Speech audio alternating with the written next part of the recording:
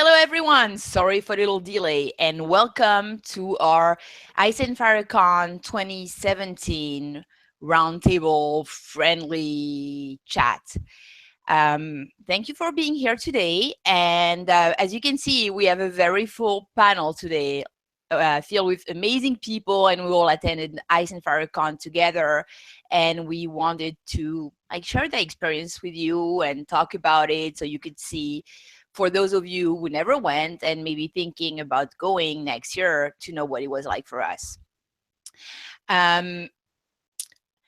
Okay, well, you know me. As always, I am Sweet YFT. And first, I would like to introduce the two organizers of the con, the wonderful KK and Tara. So, Tara, do you want to start? You're muted, Tara.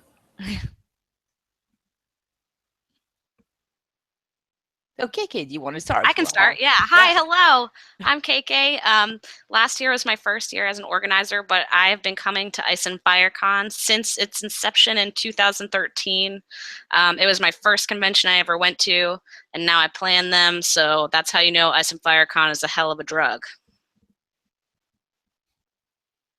Okay, we'll move on and then go back to Tara at the end. So, Chloe. Hello.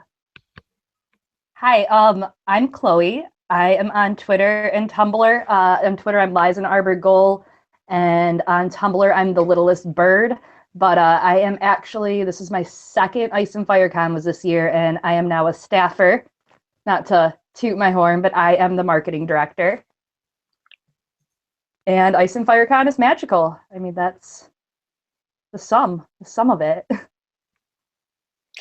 Hey, my mouse started working again. Yay! Yeah, I have no idea what the heck happened.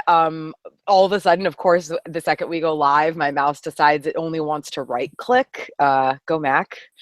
So yeah, I am Tara. I am actually one of the original founders of Ice and Fire Con from way back in 2012.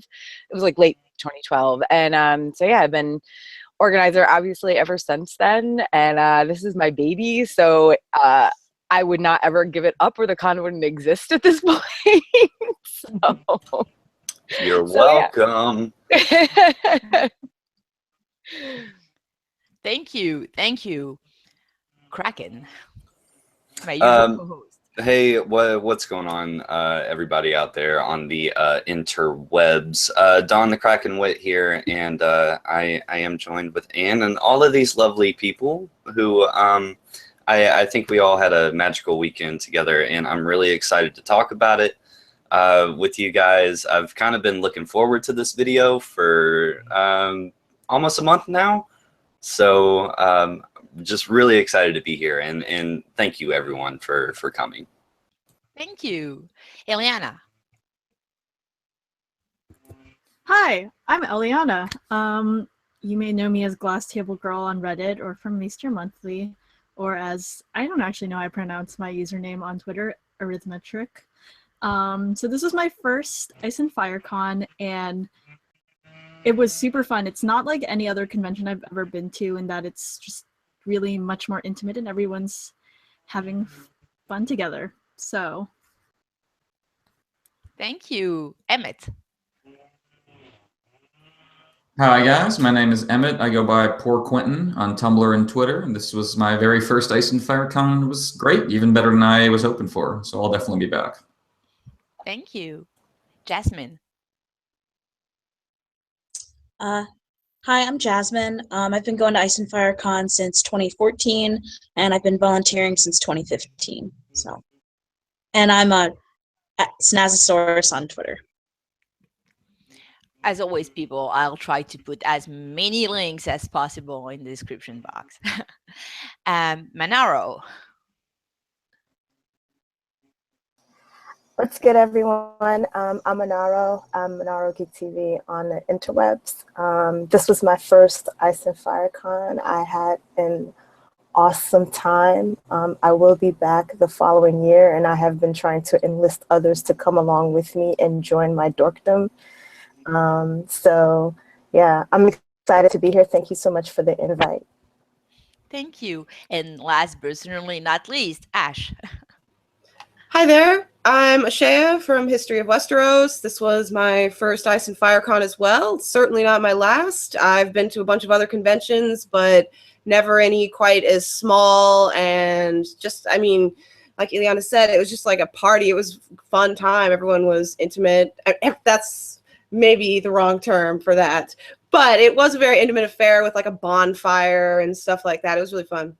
Yeah, I think like we all know what you mean. I don't know, man. It got pretty intimate up at that house party Saturday night. I can tell you that much. That was one of the coolest parties I ever been to. That little house up there on the hill. That was great. That was great. Oh, Valley View. Oh yeah, we've been. The first year we didn't have the biggest cabin on property at our first location in 2013. Someone else had it, and it was like an older couple that was staying there. They were at the con, but they definitely weren't the type to host like a late night party. So I had everybody gathered on like my little porch of the cabin I was staying in that first year, and it was still a blast and everything. But it's so much different when you have a much bigger cabin and you just like crowd everybody in there. And the late night, especially Saturday night thing, after hours cabin party is kind of, I don't know, it's my shtick. I love it. Yeah, I think that's what makes it special.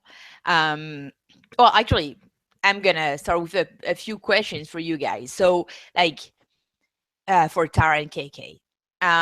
So, if you were to describe in just a few words what makes, what is the essence of Ice and Fire Con compared to another con, and what makes it so special? How would you explain it to people who've never been there? Well, we often say it's a summer camp for adults, but like adult nerds, it's great. It's obviously we provide a lot of traditional programming in terms of panels and trivia and meetups and that sort of thing. But we also have like a ridiculous tourney, which is going to involve stick horse jousting next year. And so summer camp for adult Game of Thrones fans is our pitch. It's funny because I didn't know that, and that's exactly how I described it to people. I want to say it was like 2015 was the first year that I wrote an article after Ice and Fire Con, which I don't do anymore because the first couple of years it's fine, but like as we're growing, it seems kind of weird that like I'm writing articles for a media website promoting my own convention. But yeah, a couple of years ago, I like coined that term, like, Ice and Fire Con is, camp for summer camp or for Game of Thrones fans. And it was like, yeah, that's really the best way to describe it. And to add to that also, I think since we have so many returning attendees every year, we all get to know each other better each year. And then, I think we're also pretty good at welcoming new people into the fold and, or into the fam, as it were. So yeah, we're Ice and Fire Con fam. Yeah, you are. I mean, like, you were so amazing. I mostly reach out to KK on Twitter, and she was just, I'm not so on top of things and always there to answer any newcomers' question, or concern. Like, that was crazy. I remember, I'm like, how can she remember all those things for 200 attendees? Like, that's amazing. Yeah, we, KK and I definitely we're getting better at it lately, the past couple of months, but there was a very long time, the end of last year, beginning of this year, where it was like we would both answer a Facebook message or we would both answer an email and then realize, oh crap, like, I would realize, oh crap, KK already answered that. Thankfully, we always were saying basically the exact same things, just worded slightly different based on, how each of us writes. Now we usually tend to check with each other. We had to get into that habit because we were both like so fast about it that we would just not even realize the other person had already answered the question. So yeah, I mean, like, it really makes you feel more like, it's almost like we're going to your house and we are your guests. Like, that's how amazing and close and yeah, you really feel tended to. So, like Tara, did you have any previous experience? I mean, Tara, okay, in event organizing before you started Ice and FireCon? I did not anything like this, honestly, but I did a bunch of I was a social chair for my sorority in college, and I also organized for 2 years in a row. I organized the V-Day campaign at my college, which is where you put on a production of the Eve Ensler's Vagina Monologues play, but we would do like a whole weekend thing surrounding the play. So there'd be like several, we had the play, Thursday, Friday, Saturday nights, but we also had a ton of other events going on at the same time. So not like a con, but yeah, I did a lot of that stuff in college. I also have organized like big family and like group trips for my friends several times a year for over a decade now. So yeah, I mean, this is definitely a different animal in a lot of ways, but I thankfully had enough experience that what isn't common sense, what I knew was enough to at least get by the first couple of years, and then eventually I you kind of learn the lingo and the little rules behind everything. So like if you'd asked me 5 years ago what an attrition rate was, I would have no idea, but now I do. I still don't know. So you started in 2012, 2013? Yeah, the first year of the convention was 2013. It was April 2013, but we like founded it and started, selling tickets and everything in the fall of 2012. So it was very fast. It was after Dragon Con 2012. A couple of friends and I were just kind of lamenting the fact that there was no, Song of Ice and Fire, Game of Thrones programming, except for literally there was one Song of Ice and Fire panel, one Game of Thrones panel at this huge convention. So we're kind of talking about that and realize like we could just try to start our own. Like it can't hurt to try, and it just kind of blossomed from there. So how many people are there? Oh gosh, it was really our first year. We actually sold out of our location. Like we sold all the rooms that you could book, but it was still only 65 people, I think, the first year. And it's grown almost every year since then. We had a little bit of a setback last year just from changing locations. We lost some of our attendees, and unfortunately, who didn't want to travel farther. And then unfortunately, Mountain Lake is not the most easily accessible place. So, it was hard to convince people to come there, when the closest airport is an hour away and it's teeny tiny. but yeah, so other than, and when I say setback, it was like we had maybe 20 less people last year than we had the year before. But then this year we more than doubled last year's numbers. So yeah. It's because you spread the hype. That's what happened. Yeah, it's because of you guys, I'm pretty sure. You spread the hype. Yeah, I mean, like we know that, but that's our secret. So, KK, what would you say, like today, what is your biggest challenge as an organizer?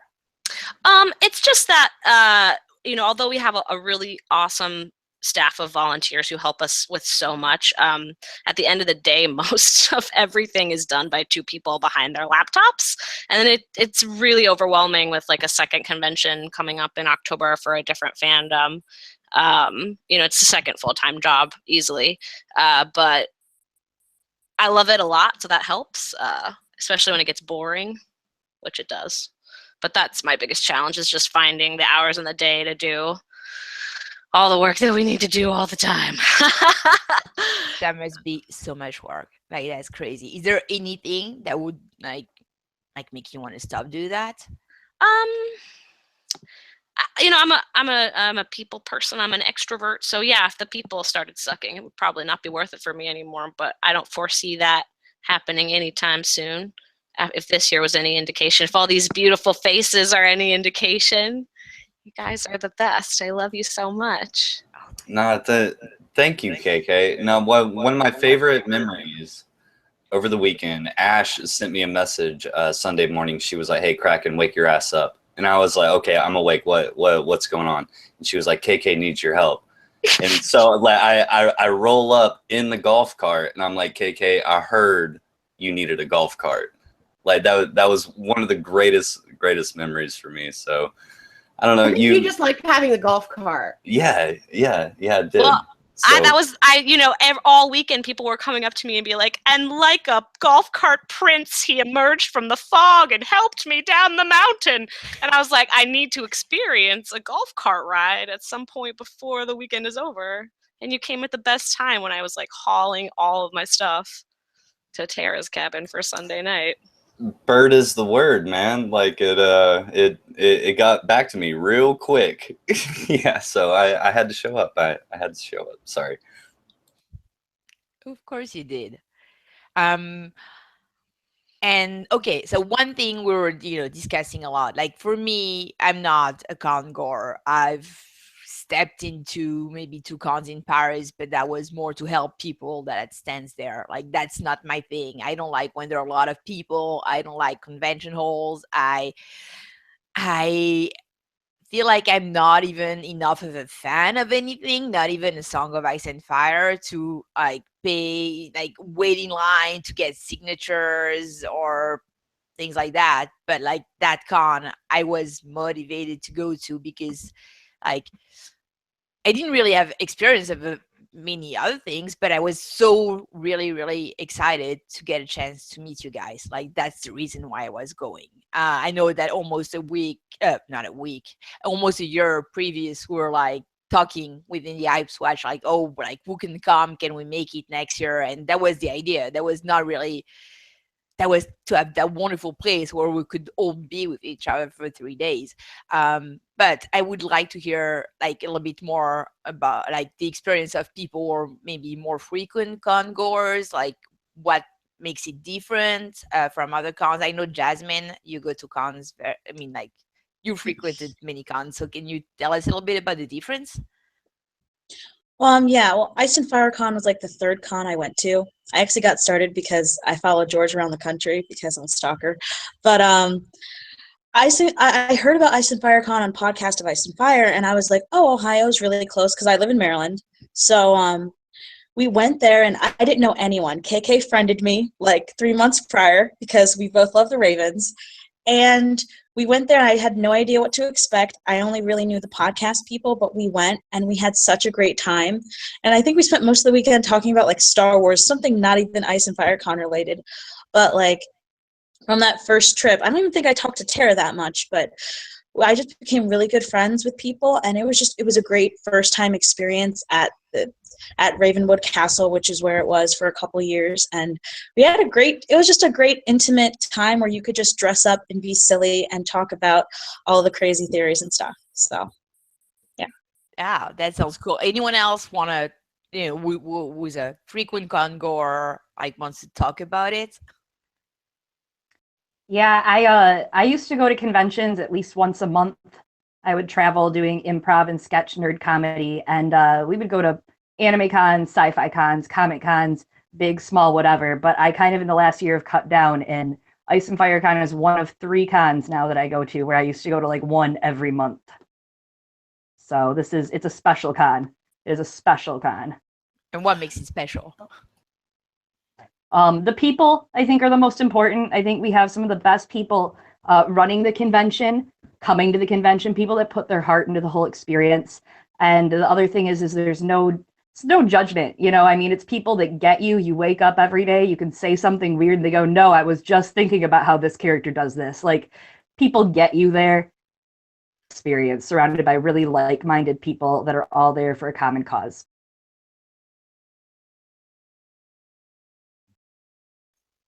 I've been to a few cons, I guess a fair amount at this point. I'm kind of in Jasmine's boat. I like to stalk George around the country to any con that he goes to.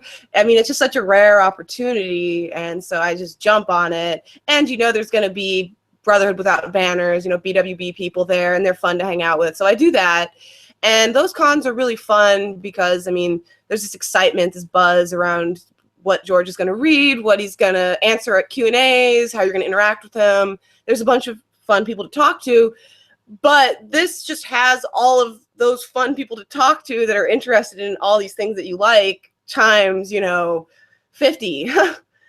So I liked that a lot. I really, really loved this con. It was fun. I like small cons in general as well. I'm with you, and there that a big convention, like I live in Atlanta, so we go to Dragon Con, which is massive, and I can't handle it. I have to go down to the gaming pit and just get away from the throngs of people. So I like this small size con.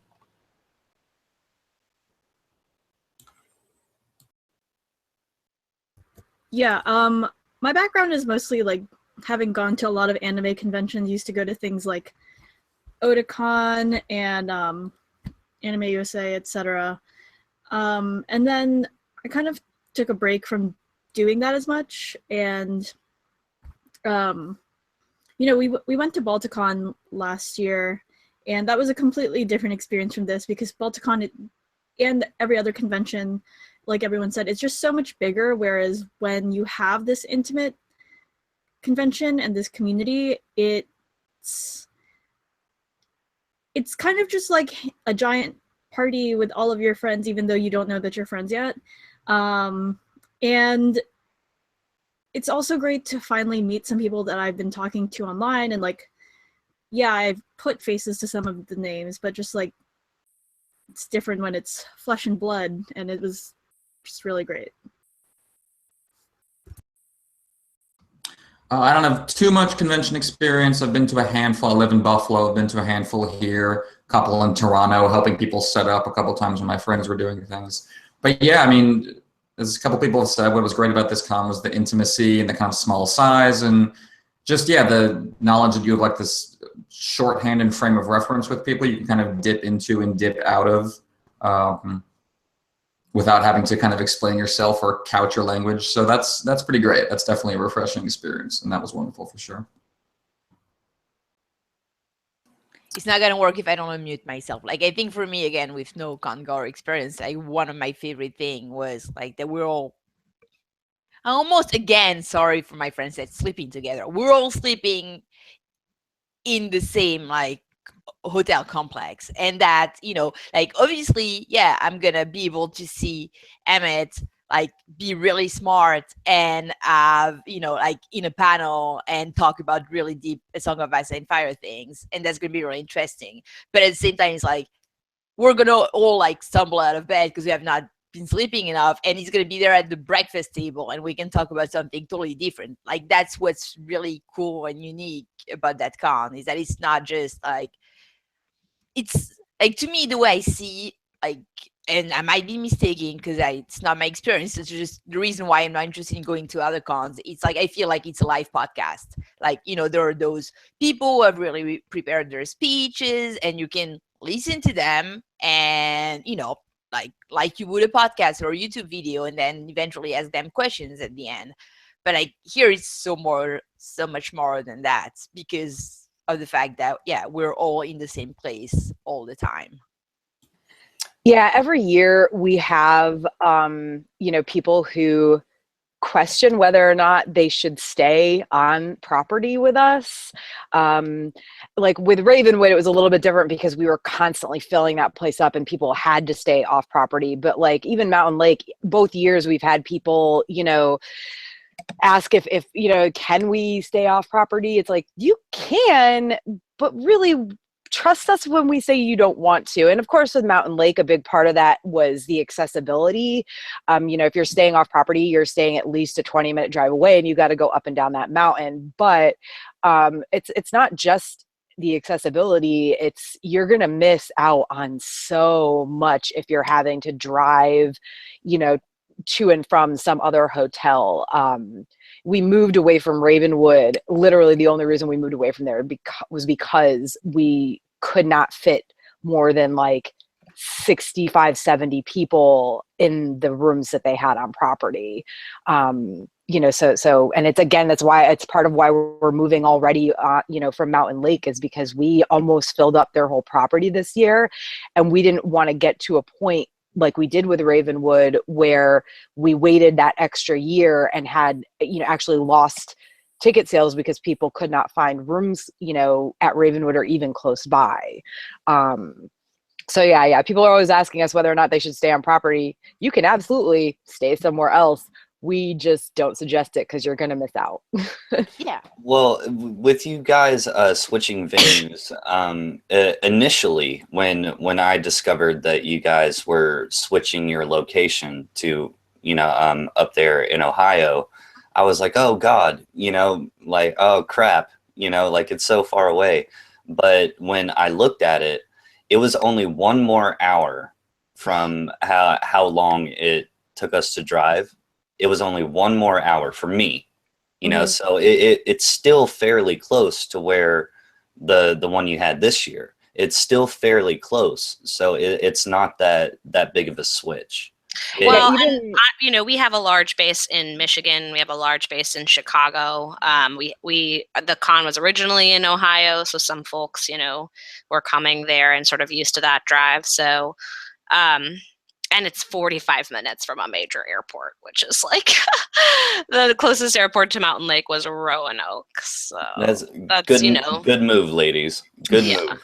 And this place is honestly, it's a lot. I've been there because I'm close to it, and it was the runner up to Mountain Lake. So maybe an organizer, that was not a deciding factor, but it is nice. But I've been on property a couple of times already, and it's just like Mountain Lake, just more modern, better facilities. Everywhere has air conditioning, guys. I'm There's so a excited. pool. There's an pool. indoor heated pool, a With game. a stag in the pool, like on the bottom. Yeah. Okay. Well, I was thinking about maybe talking about that, later in the video, but since we're in the topic now, so when is the next edition? April 27th to 29th, 2018, the same weekend as it was this year, and tickets are on sale June 1st. Yeah. So little parenthesis, just sorry, it's a little plug, the Hype Swatch time. So the tickets go on sale on June 1st, and if you purchase a ticket from the store and you just put the coupon HYPE, like us, HYPE, into the coupon code box, then you will a $70 ticket option will appear. So if you're interested, but end of the parenthesis, all of that will be in the description box anyway. Anything you can tell us new, fresh, and exciting about next year? Well, I mean, we're always, thinking about things to do for future years, whatever. Obviously we're so far out. We have a lot of stuff that we're not going to decide anytime soon. There will be a theme again for the weekend. We've already got some ideas left over from, that didn't make it for this year's theme. And also I think at least one new idea has been presented to me. So we'll be voting on themes later. And we'll do it through the Facebook group. So if you're in the Facebook group, you'll have a chance to help us decide what the theme for next year should be. So there'll be a new theme. Obviously, like we said, there is a pool at this location. So there will be some sort of pool event party type thing. It is a public area, so if we don't want any outside people there, we really better pack them into Deer Creek and hope that we book most, if not all, of the rooms on property. That's a bit that would be a lot of people, but we're gonna try. How many people can in? The facility itself, I think, holds around 1,000, but we did not book all the event space. So based on the event space, we don't want to sell more than 450 tickets, and that would be really cramming them into like our biggest rooms. So we'll see. I mean, honestly though, like if 5 or 6 months from now we've sold that many tickets, we may look, if they still have event space open for that weekend, we may look into getting another room. So we'll see. And I know it's not decided, you've said so, Sarah, but like, can you, like, any hint of something new that Okay, you're I got planning for? something. Okay. Someone suggested, it's a great suggestion, that we have a couple of other like competitive, maybe outdoor activities, because the tourney, while it's fun, it was a little intense this year. You know, like I think 3 of the 4 top people were fencers, like actual fencers. So we're doing, you know, we're kind of leaning into the summer camp thing, and I think we're going to do dunk and egg races where you have to like do the spoon egg and then you have to dunk for apples. And we'll have other little games like that. Probably we're going to do house kickball. There's a grass kickball field, so that'll be like Targaryens versus Starks. I'm excited, guys. So yeah, you're playing on more outdoors activities. Yeah, and just like some minor competition throughout the weekend. That's like, you know, low key, not intense, but still fun for people, because giving out prizes is always fun. We always have a lot of little knickknacks to give to people that we are excited about. So, like Old Nan. Love you, Old Nan. Yeah, shout out to Old Nan. Yeah. Runner-up of the costume contest this year. She was amazing. It was. Go ahead, Anne. I was just gonna say it was so great to meet her. Maniro, I wanted to ask you. I know the con was in Virginia this year, but is that closer to you, Maniro? Like, so you don't have to drive as much? Yeah, Ohio. I don't know how close Ohio is to me. I mean, I live in New York, so depending on where in Ohio I'll be driving to, because I'm not familiar with Ohio that much, so it might be closer, or it might be the same distance, because I still have to cut through the actual state of New York because I live in the city. So I actually probably will have to cut across New York or Pennsylvania to get up to Ohio. So it might be the same distance to drive. I don't know if I'll drive this time around. I may just fly in. I'm not sure yet. Yeah, I think it's the same, because when we had our previous years in Ohio, we had several people from New York City, and it was about the same length of drive when we changed location for them. So, but hey, there's airports nearby, and I might make it a road trip. I might make it a road trip, because it was a road trip for me and the girls when we drove down. So I might make it another road trip, because this time, like I said, I'm enlisting other people to come along with me. So it might be a hoot nanny in the truck when we're driving up. So, yeah. So Maniro, if you bring your posse with you, are all of you going to be wearing tinfoil hats? That's what I want to know. There might be some tinfoilage. There might be some. There might be some. There's definitely going to be costume. I didn't wear a costume this year because, again, this was my first time, and so I just wanted to kind of like soak it in, and I'm like you, and I'm not really good with like a whole bunch of people, because then it becomes a little bit too overwhelming. So this was absolutely perfect. It was the right amount of people, the right crowd. It was intimate, just like everybody said, and it was absolutely perfect. And so it made it a lot more comfortable.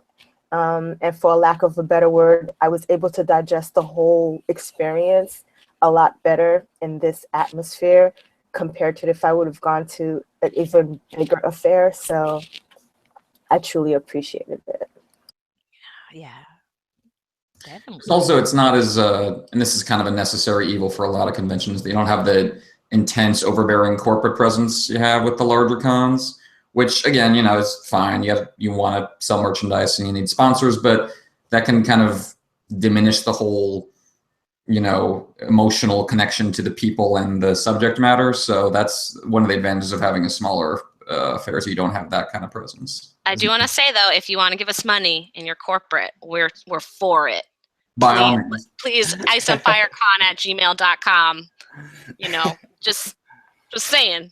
Like give us money, that's cool. There was never that big bouncer guy that like takes the rope, you know, and hooks it and like lets you through. You know, it was very open. Like it was great. Like I saw a lot of people running around with a stick horse for no reason, you know, and I just thought it was great. Like it was very intimate. The number of people was fantastic, you know, but I think it's going to get bigger in the years to come. But this one in particular, if you missed it, people, watching this video. If you missed it, I am so sorry. I am so sorry. I will say that, like, as someone who goes to a ton of conventions, I've been to several, especially there's one in Chattanooga called Conuga that started out probably not quite as small as us, but pretty small, and grew throughout the years. And I went 3 years in a row. I missed it this year because I moved too far away. But they, despite the fact that they grew, they really kept their same, atmosphere.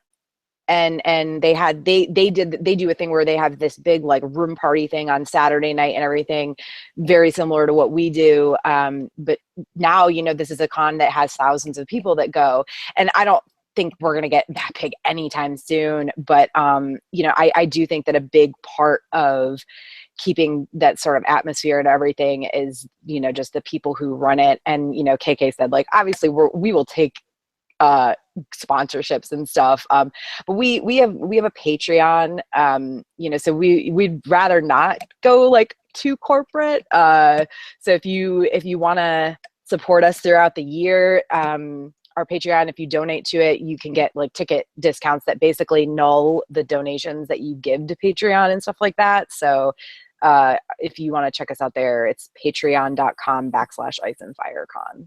And again, I will put that in the description box. But just to go back to what, like what KK was saying about what Kraken was saying about like not feeling too overwhelmed. And like, I think it's a really cool idea, KK, that you have more outdoor activities that are planned. It's really good because there was that amazing property, that we could really just enjoy, and we could still be with people, but like a little isolate a little bit from the crowd whenever we need it. And so I think it's really, really cool, to have more and more. I'm sure next year will also, it seems to also be an amazing property. So I'm really excited about that. And also, yeah, you had a little bit of merchants this year, right? Yeah, it was our first year with vendors. This 2017 was, and they all seemed to have a really good time. And I don't know, you guys, did you enjoy the vendors that we had? They were cool. I like the Raven.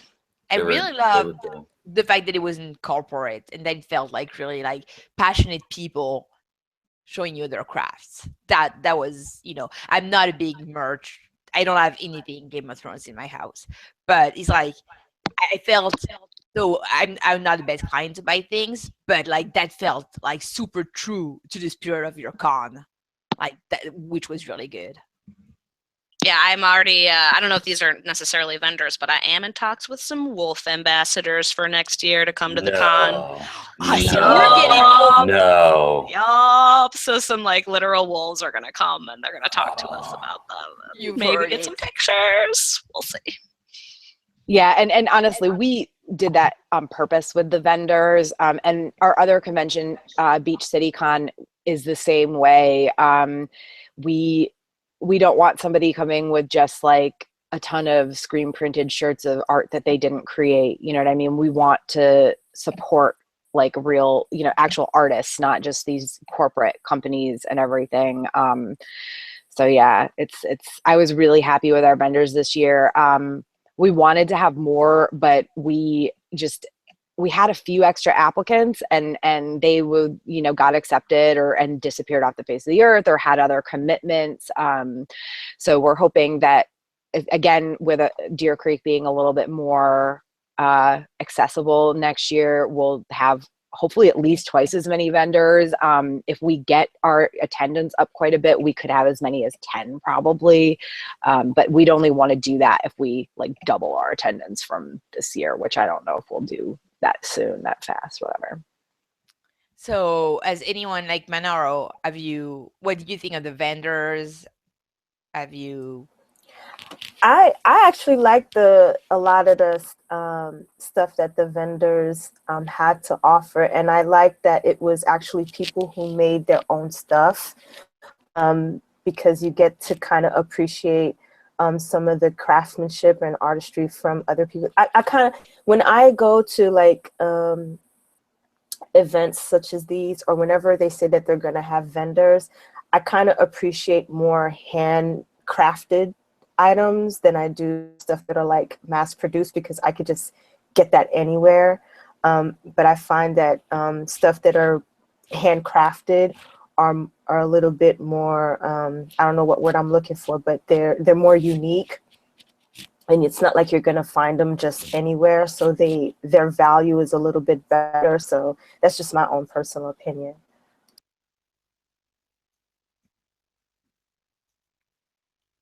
I liked the silent auction that there was. That was pretty cool. And I met quite a few people who were very passionate about the items they were trying to win. I remember in particular someone who really wanted a certain My Little Pony mashup piece that was done.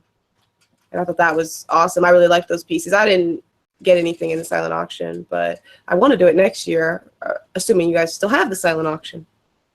I feel like this year the silent auction was really competitive. Like I went in there right before 8, right before it closed, and it was hustling in there. Everyone was like, "No, I'm gonna win this. No, I'm gonna win this." And I'm like, "All right, I'm just gonna let you guys win all the pieces." It was cool though, but people got really intense this year. I swear that our silent auction is the best on odd years. Our first year silent auction, 2013, was amazing. And not to say that 2014 and 2016 weren't like good, but for whatever reason, our odd year silent auctions have been by far like the best. I thought so. One of the things that was really awesome, and it was interesting seeing Wendy from Fandom Following just like really gunning for this like awesome Sansa dress. And she like went back a few minutes before it was closing just so she could snipe that. I know that Sir Dunk the Lunk on Reddit, Alex is his name, was trying to get 2 things. He ended up winning a Renly Baratheon crown so that he can cosplay that, and there was something kind of serendipitous happened for him. He wanted to get like that wolf plush for his child, and I remember he lost and he was really bummed about it. But then I think Tara came in and she's like, well, the person who won it doesn't want it. So that just kind of worked out perfectly. It was great. Yeah, he asked me if we had others, and he was like, I'll buy it from you. And we didn't have any others, but the guy who won it actually he won the silent auction, and the wolf was the prize for this, or not silent auction, I'm sorry, the mock election. The wolf was the prize for the mock election because we were donating the money raised for that to the wolf charity that George Martin, champions. So I kind of went to him and I was like, he's actually a friend of mine. So I asked him, do you really want this wolf, or would you like a different prize? Because there's somebody who was hoping to get this plush wolf for his kid. And he was like, it's fine with me. So we got him a different prize, and everybody was happy, which is kind of, I don't know, I like making people happy. I'm a people pleaser. That's a good story. I didn't know that. Yeah. Nice. Way to go. I actually always say that cool things happen while you're having stories happen to you. There's always other stories happening at Ice and FireCon to like enjoy later, to be told about, because like it's just a magical place. I like my time hop this time of year is like all of the previous Ice and FireCons, and it's always like Ice and FireCon has done it again. Thanks, guys. Like, yeah, because it's that great every year. It was go ahead, Emmett. Go ahead. Oh, I was just gonna say that, yeah, Wendy's roar of triumph upon winning the Sansa dress was definitely one of the best parts of the con. She was focused on that like a laser, and she triumphed. I know. I remember one evening, like I was going, I don't know where, and walking through that, and she was, like, it was empty. The vendors were gone. She was like, "Oh, I bid on it because I wanted so much, but like I don't know." Yeah. So before we move on to talk more closely about the scheduling and the programming, which people in the chat are asking us about, I know, Eliana, you have to leave pretty soon. So just to make sure that we hear you before you have to go, can you give us your overall impression, like best moment? First, like, if you want to go next year, best moment, what you loved, what you remember. I know it's a lot of questions and it's super overwhelming because I'm putting you on the spot right now, but Yeah, so I think one of my favorite moments was, well, one of them was the Flea Bottom Fete and just everyone dancing and being super goofy. I also just like dancing, and another thing that I loved was having like more fan interactive panels. Speaking of programming, such as the improv, it was fun to be a part of, and just generally getting to hang out with people, and it in some ways being a giant party, in that maybe I was just drinking all weekend. Don't quote me on that, but yeah, so just in general, I think the vibe of it, and that you could just kind of freeform it. You didn't have like you. There were panels, of course, but because you could interact with the people who are on these panels, you don't necessarily feel pressured of like, oh, I have to stick to the strict schedule and go to this thing and then this thing. It's just more chill. yeah. So this year, what did you participate in? So the improv. Yeah, I participated in the improv, and then I attended a couple of panels, and which two of which Emmett was on,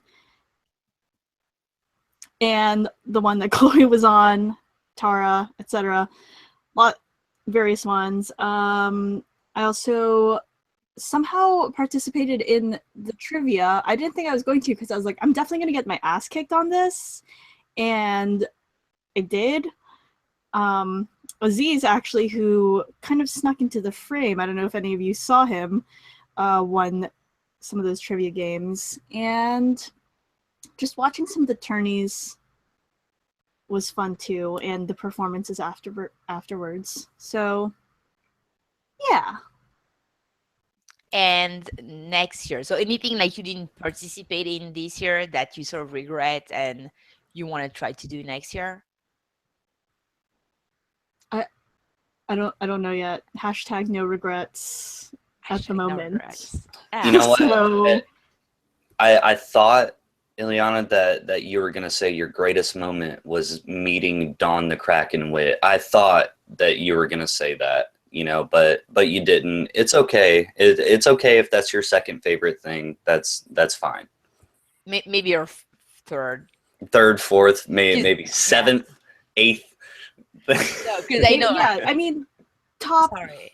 It's definitely up there. Maybe it's not because I met Don the Kraken Wit though. Maybe it's because Monaro was also at that breakfast. Ooh, way to go, Monaro!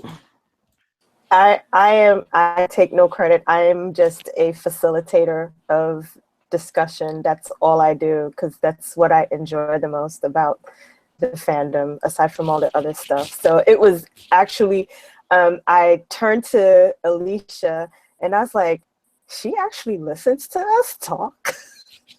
So it's like, I always find it strange when people say, oh, I really like your discussion. It's like, you do?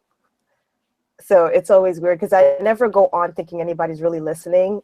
Because it's just, for me, it's just a whole bunch of us friends just sitting around, just talking, Game of Thrones, and that's just it. Well, I listen. Yeah, but I understand what you're saying. When we're filming a video, like we're just discussing amongst friends. Yeah, but I know like that's not part of the official con, but I'm pretty sure that I've heard Eliana say also that like it's stupid, but okay. Eliana, myself, Jeff, Brendan B. Fish, and Scott from That Was Fingers, we all drove together. We all met in DC and drove to the con together, and like that was also an amazing part of the whole experience. That was so much fun. Yeah, that was definitely one of my favorite parts too. I guess I was thinking like in the actual physical location of the con. Yeah.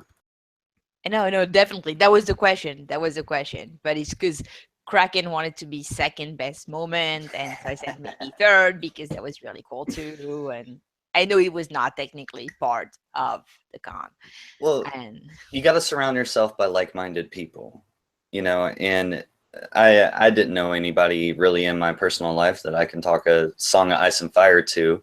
And this whole weekend, I really didn't even talk about a song of Ice and Fire.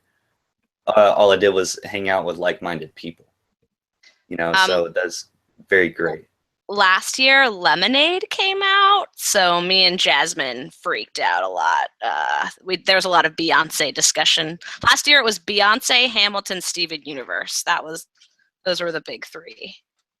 Yeah, last year at the tourney, it was pretty much just all of us singing Hamilton, like the whole tourney, just like jamming. It was me, Brian W., and Kat, and everyone just yelling Hamilton the whole tourney. Well, now I'm imagining Steven year was Universe champion. singing Hamilton, which is pretty great. I would pay to see that. yeah, I would. And actually, I know it's not time. I'm gonna ask everyone the question later, but my mind just segues into things. We need more singing. We need more singing at that con. Well, you best believe we've already been looking up prices for karaoke machines. Well, you best Yeah. believe that I've been harassing you asking for karaoke. And honestly, like I have an idea for like an early Friday night activity next year that I think I mentioned it to Chloe. I don't even know if I've mentioned it to KK yet, but yeah, I have a little bit of an idea for a Friday evening activity next year. So like that would be pre if we did a karaoke night or pre like the gaming, because Friday night usually tends to be like our bigger drinking / board game night. So yeah, I'm definitely. We would need more people to sing. I was really sad this year that like the only performance, like the only people who performed anything were like me and Brian, and I can't like really win anything, for obvious reasons. And I then think of that'll course, change next year because there were so many new people at the con this I year. hope so, I get yeah. like being shy or not really understanding what's going on, But I guess like I'm kind of like a performer too, and I need to do something finally. I've never done a performance, but I'll do something next year. Yeah. No, we I mean, still need to finish that one song we put aside for like the past 2 years. Yeah, I'm not a big performer, but like I want to, because that is my karaoke song. On the list, I will put Your Song by Elton John. Definitely. Like I want to do that. They were actually okay. I'm trying because people are asking us questions in the chat, and there are really really good questions. So Renee asked for programming because we're segueing into programming. She says, "I've never." Please don't write it in the private chat right now because otherwise I lose my notes. I've never been to any cons, so forget my question. Is there a segment where the book / show are discussed? Yeah, like a Talking Throne type segment. And yes, there was. Yeah. Saturday. This year it was on Saturday night. It's varied whether it's on Friday night or Saturday night, like literally every year. But yeah, we always have an entire panel that's Game of Thrones versus Song of Ice and Fire. Obviously, our other panels. I know that the Stark children panel, there was definitely a little bit of overlap in terms of like what happens on the show and how it may have affected or predicted what actually happens or is going to happen in the books. There are definitely some very much book only panels, but yes, the show leaks into some of them, most of them. But there is also that one that it's like an hour of just us talking Game of Thrones. And when I say us, I mean, we have panelists, but the audience members are, encouraged to ask questions for at least the last like half hour of it, if not more. So. Yeah, there was. So they were. I'm looking at the schedule right now, guys. So they were. Correct me if I'm wrong. 1, 2, 3, 4, 5, like real panels, right? Mm-hmm. Yeah, and I mean, to be honest, even the meetups, like I know the Reddit meetup was almost more. It was a meetup in that everybody was gathered around tables, like in a big circle and talking and most people got a chance to say something, introduce themselves. But in a way, it was also kind of a panel about the Song of Ice and Fire subreddit. You know, so even the meetups kind of leaned in that direction as well. And you know, in future years, like we may add more panels. We had like 6 or 7 our first year, and I think like 1 or 2 less our second year, and then the past couple of years we've only had 4 because people were always saying there's too many panels, like there's not that much stuff to talk about since it's all, you know, one series, whatever. But yeah, I think that as we grow, we'll go back to having more like 6 or 8 panels throughout the weekend. So Yeah. So like one question that I had that I know I've asked you guys was you had panels and you had meetups. But I was because of the way your con is and we're all, like together, like how did you start like creating the meetups? Because the whole con is a meetup basically. What was your It started with, Podcast of Ice and Fire were our only like kind of official like podcast or fandom favorites as we call them for a long time. They were the only ones, and now this year we implemented the actual fandom favorite program with like History of Westeros. Hey, there's Aziz. So they just always sort of had a meetup just because it's like, oh, you guys listen to the podcast. Let's like meet each other. We've been in the forums together. Let's, like put names to username or faces to usernames. And so we sort of, this year it was just a logical extension of that since we sort of deliberately pursued some of y'all to come to the con and advertise for us, etc. yeah, and I mean, Podcast of Ice and Fire has had a meetup at the con every year as well. So it was really just expanding that. I was really excited about like the Reddit meetup had a really good turnout. And that wasn't a fandom fave thing. It was just Brendan Beefish happened to decide to come to the con this year. So and he was willing to, kind of run that meetup, which was great. So Yeah. So like, okay, Renee was also asking. So she was asking if you had panels, but we discussed that. Like, how would you choose the panelist? And I guess like also the question is like, do you choose the theme and then choose the panelist, or do you choose people you want to have on panels and then they bring you ideas of what they want to talk about? it's really kind of a mix. We always I always utilize the volunteer group, our volunteer group, and ask them for panel ideas and ask them if they want to be on panels. But we also have had a panelist application on the website. I think maybe in previous years I just put it in the group versus having like the direct link on the website. But yeah, this year we did have a panelist application linked on the website. And for that, we definitely suggest that people give us, if we see your application and we, you have a little bit of panelist experience or whatever, we'll put you on a panel. But if you have suggestions, that's even better, because honestly, that takes a little bit of the work from us to come up with, different themes and everything. Because I mean, like I said, it is because we're a single fandom thing. There's only so many panels you can have where, like, good luck getting people to not just kind of devolve into talking about the series in general versus the one specific thing that you're supposed to talk about in that panel. So, and before, because everyone needs to talk, but last question for you girls from Plexi Bertrand. He wanted to ask if you had ever invited George or Elio and Linda to come and speak. George is a reachable goal someday, but it's about money because we are so small and we don't want to like get too corporate on a large scale.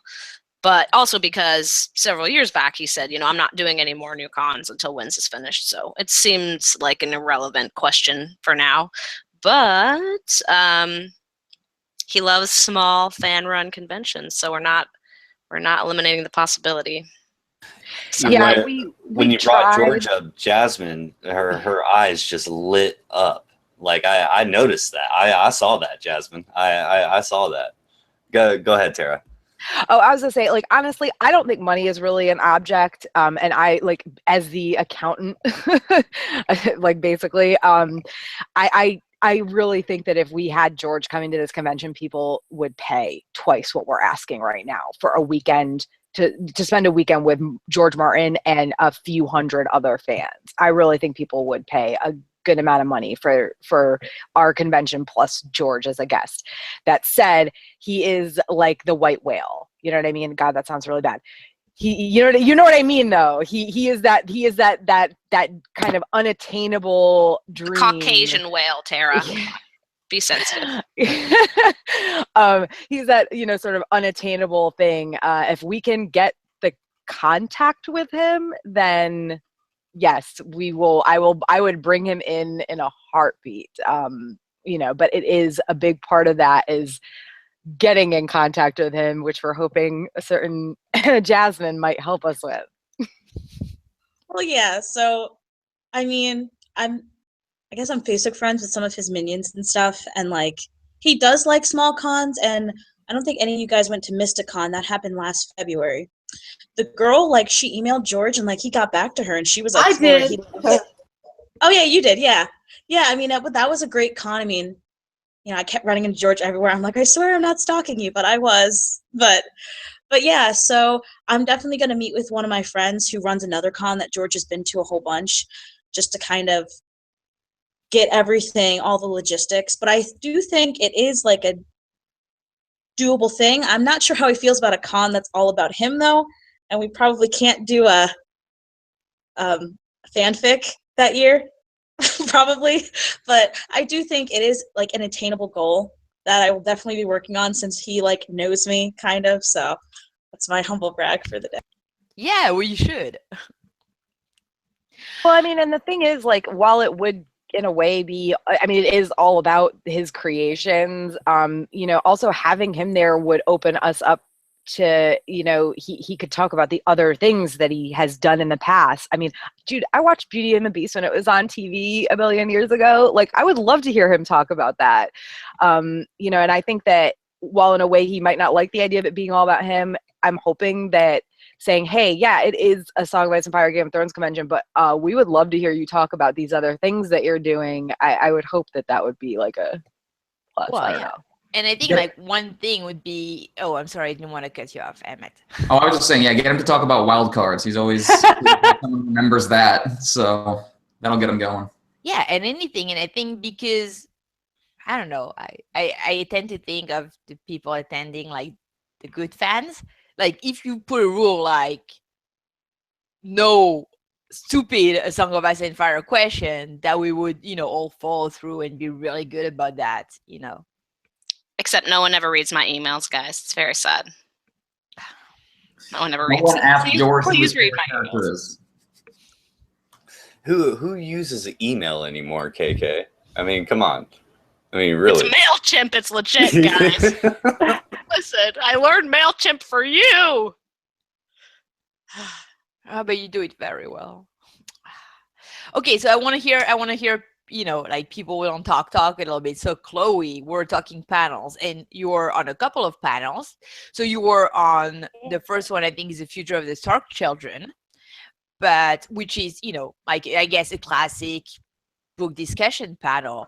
So I want to hear you talk about that. But also, you were on a second panel the next day, which I'm really interested, and I think other people are really interested in hearing about, which was the costuming and prop making, I cannot read, for Game of Thrones, which I think was really cool inclusion, because it's not like your typical, we are the ones with knowledge, we will tell you what you should know about the books. It's also like fans talking to fans, even through the panel. So tell us about that. Yeah, absolutely.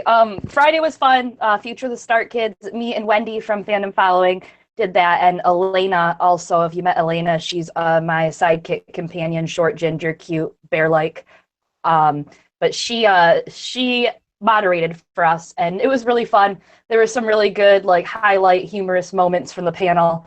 I know Wendy and I did a lot of yelling. We got very angry at a certain point, but it was fun. It was a lot of discussion, had a really good crowd.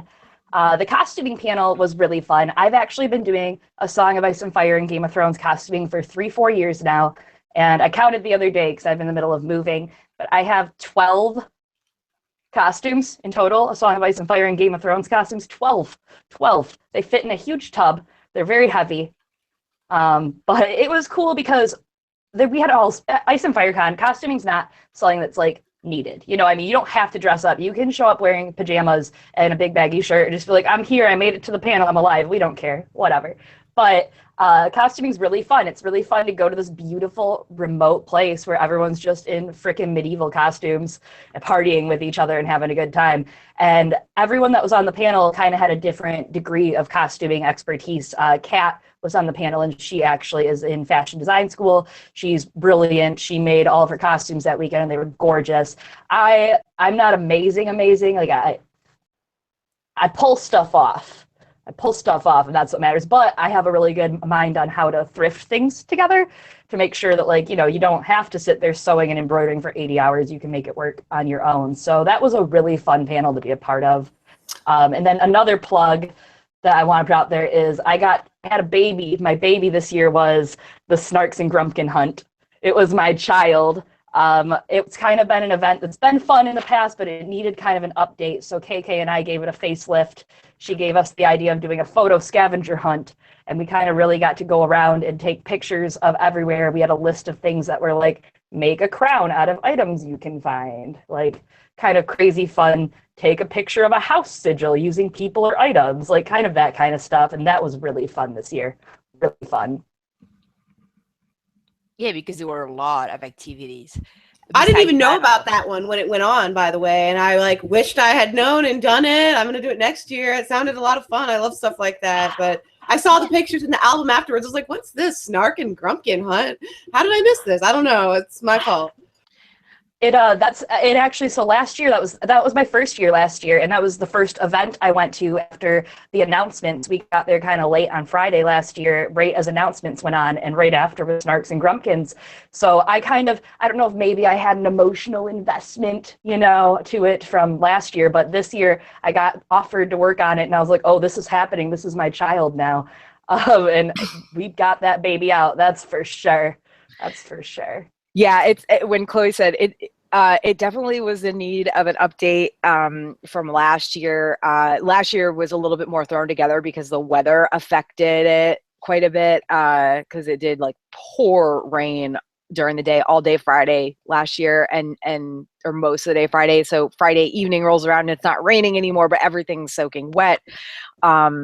So I don't really even remember what happened with it last year, but in previous years, Snark and Grumpkin hunt had been sort of like a capture the flag type thing in the woods. One year it involved like these cheap plastic crossbows. I don't really know. It was another organizer who's no longer with us that, you know, had organized it the first couple years. So it is a completely different event now than it was the first couple of years. But yeah, this year's iteration was definitely very popular. So.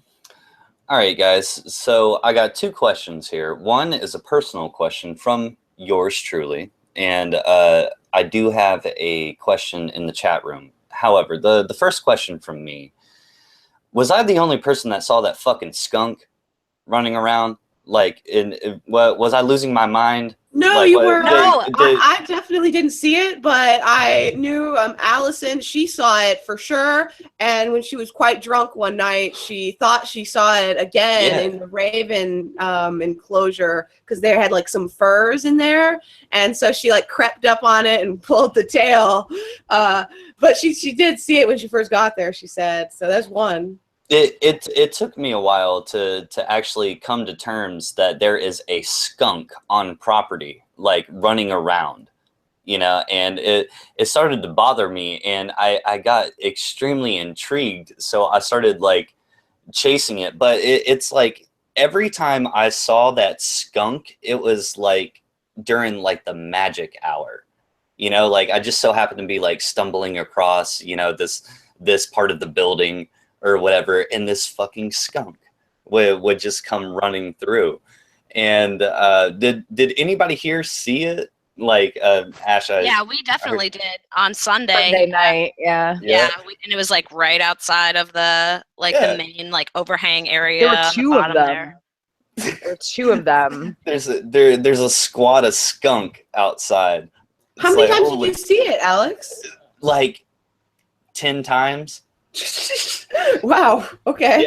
Yeah. Like But it was constant. you were like out, like you were like in perpetual golf cart mode, like Yeah. pretty much the whole. Like every time I saw you were in the golf cart or jumping out of the golf cart or jumping in, like you were like the golf cart Uber for the whole entire weekend.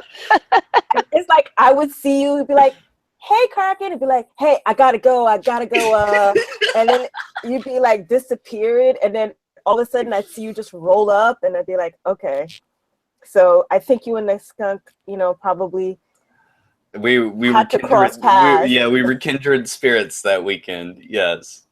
All right. I think oh, you should go take ahead. the skunk as your sigil, Alex. That should be your house sigil. That's skunk in you. You guys are close now. I was about to say, maybe Blood Raven sent the skunks. Yeah. House skunk. Oh my God. Was there All right. gray mist? So I do have a question from someone in the chat. Thunderclap, he's a big fan of the show. He wants to know what percentage of people that go to the con are outside of the USA. And that was a good question, because I actually met a lot of people, outside of the USA that flew in. Kevin, Captain Smellgood, Manero, as you like to call him, stand-up gentleman, and he straight up came out of left field for me, like introducing himself. So there was a few people there, but Tara and KK, like, do you have any idea how many people come outside of the United States just to come to the con? I'd say 5%, and that's including Canada. So without Canadians, maybe 2%, maybe 1%. This year was, it was our biggest year in a lot of ways, and that includes an international presence. We had UK, Ireland, Paris, Mexico City. Chris Dalby came from Mexico City. We had more Canadians than we've ever had before.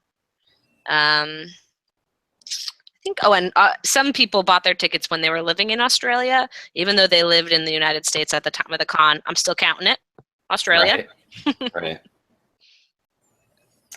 It was really great to just in general, everybody can come together, and I've said this a million times, but like-minded people, for us to get together and kind of share this experience, it was pretty great, and you get people from all parts of the world. It's like, technically it's like, hey, how many countries just participated in this con? And then like you're talking about possibly having George in the future, and then I was like, wait a minute, they're talking about having a petting zoo with wolves as well. Like, oh my God, that's fantastic. Emmett, I wanted to talk to you. I think I spent most of my time with you in the dining hall. Yeah, just shoving down food. I got to give you props on your Euron costume. That was absolutely amazing. Well, thank you, honey. Yes. What did you decide on that costume early, or did you do it late, or what made you decide on that costume? Pretty much seconds after I knew I was coming, I decided on that. Yeah, it was like the first thing, like boom. Exactly. I know. I always, I was writing a lot about Euron at the time and always, and that was what had gotten my blog a lot of attention. So it felt right, and just he's just a lot of visual potential with that dude. So no, that definitely came to mind right away. Right, Euron is definitely grounds for conversation, sir. Tara, I wanted to ask you, how many times did you sing "You're Welcome" before you actually revealed it to us? Like, how many times did you practice that? Not that many. Not that many, but you killed it. That's the Yeah. thing. Like you knocked it out of the park.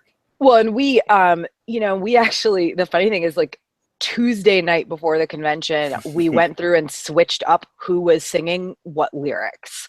So that was why a couple of times I had to actually like look back at the lyrics, because I was like, I don't know if I'm supposed to come in now or later, because we'd switched it up a couple times, but we did like a big switch up on Tuesday night, like a few days before the con. But yeah, I think Brian and I practiced it together maybe half a dozen times. I had like a recording of us singing it, and but again, the wrong set of lyrics for me. Not totally, but there were definitely a few sections that were wrong.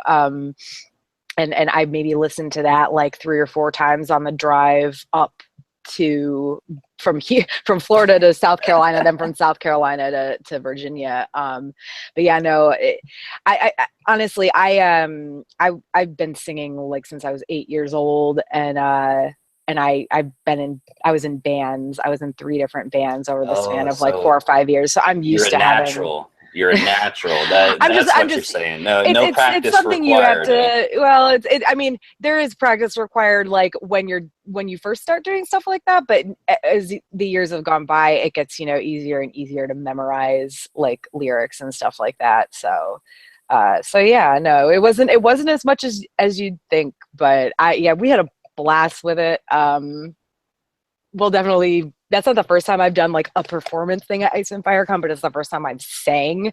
So that will definitely be happening again. I love singing, it's fun. Well, for me, it was a unexpected surprise, and it was well worth it. It was great. That was fantastic.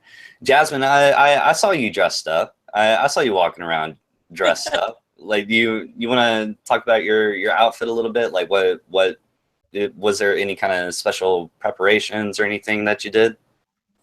Oh, I'm not like cool like Chloe. I don't really make my costumes like that. I just Well, you know what? Not everybody can walk around holding a fake baby covered in blood. Okay, like that takes a special kind of person. But anyways, what did you do to get ready for yours? Well, I've kind of been known as the pun person or like wordplay, because 2 years ago I was Where's Fat Walda and I was Daria. Well, the MTV show Daria. I was Dario. It was like, so I was panicking like a week before, and KK's like, "Oh, you could be like Pokemon with us," and I'm like, "Oh, cool." So I was Misty Tully for the Saturday party, I think, and then Brian and I did like 90s Game of Thrones. Turns out we ended up looking like Wayne's World, so we just went with it. But that was not what we really planned. Well, Dane's World is what we're calling it. But I just try to find funny wordplay puns and just throw stuff together. I also do like serious ones like Leanna, and I have some stuff in the works for next year. Chloe and I are planning some stuff. I'm very excited for our costumes next year. Goody. But yeah, it's just fun. Like, just joke costumes are the best, because this is the only place where people will get who you are. Like, Tara and KK were Team Casterly Rocket, like with the L on, and like it's just it's a great place. It took me a second. Like when I saw him, I was like, "What the fuck is?" I was like, "Team Casterly Rocket." Whoa! I was like, "Boom!" Like mind exploding. But yeah, it's great because my fiance, he's not super into costumes, but he's gotten into it. And this year he did a Brian costume. They were the Briarch of Brolantis.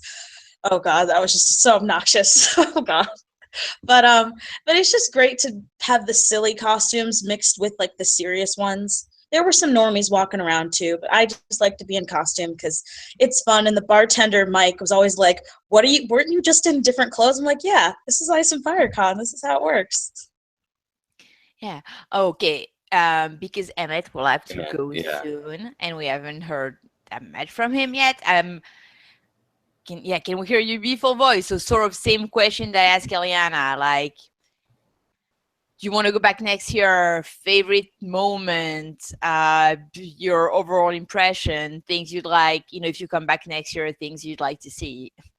And Emmett, also, please be sure to tell everybody where they can find you, sir.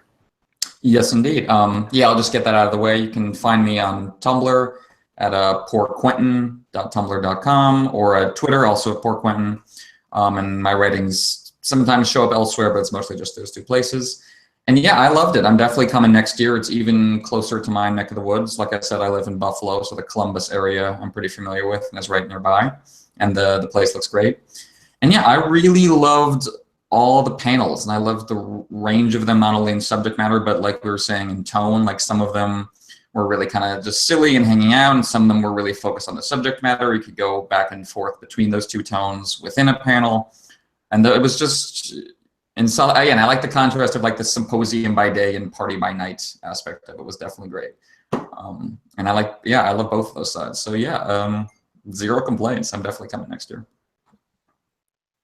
Well, thank you. And thank you for being there.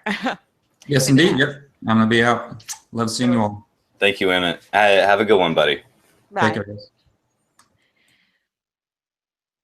Okay, I'm sorry I interrupted all of the chat, and that Kraken, you were masterfully handling the moderation. So I had to step out for a second. We're talking costumes, right? Before that. Well, just for a little bit. I think some of the best outfits, Ash was wearing some of the best outfits. Like she has clothes with Westeros imprinted on it. You know, like it's great. Next year, I'm just gonna come as a map. I'm just gonna be a map. That just the next level, obviously. I think. No, I mean I really do. I love Westeros maps. I have. Oh, the cat's gone. Jockin. Like that. Yeah, but I have even my purse is a freaking Westeros map. So yeah, I definitely like merchandise. She's a living Planetos specimen, ladies and gentlemen. This is fantastic. I have talked about it actually. Like in terms of cosplay, I'm always turned off by the idea of wearing Westerosi clothes because it seems like it's going to be so hot, and the idea of a wig or a dress, or I can't stand the idea of wearing it as much as I want to cosplay. And one idea I've had is that I thought it would be cool to be a map, to actually just fucking be the map. I have considered that. I've also considered how cool it would be to be a werewood tree. Something weird, crazy like that, where I don't have to wear a long dress. Ash just sits on the curb over there, and she's just sitting there like a fucking weirwood tree, you know, not moving. I would love to get like a bunch of people just dressed up as sitting there, like different weirwood trees. No, just like 10 people, 12 people all dressed up as weirwood trees and like making different stupid faces and pictures and stuff. That would be amazing. Yeah, I think it would be awesome. I think one of my favorite cosplays I've ever seen was a Game of Thrones one. I think most of you have probably seen it. It was that Iron Throne cosplay. It was multiple people that came together to be the Iron Throne. So like you see Marjorie sitting on the throne, she gets up, and then they just come apart, and it's 3 people. I haven't seen that. That sounds. I'll have to send cool. it to you. It's really funny. Yeah. I love that. Yeah, I'm not super into cosplay, but like Chloe was, amazing at that. She almost got me into, if I go back next year, into doing that, because she, she came up with a pretty theme that I don't know if we should reveal yet, but that was pretty exciting. And I do not do cosplay. Yeah. Like I was just, Kraken is always making fun of me for that. I was pretty much dressed in black clothes all weekend long. But hey, if it works, it works. Yeah. Yeah. We actually we always try to kind of encourage like the mid-level of cosplay too. Like, it's a community, it's intimate, it's a family, as we've been saying. But often on Friday night, now this year we had the band, but often we do the Great Jersey Jam, where we wear either a Song of Ice and Fire pajamas or jerseys, which that's a fun way to get involved with the dressing up without having to wear wigs and make your own clothes or whatever. So that's why I have my Real Martel jersey and my Stags jersey. It's pretty great.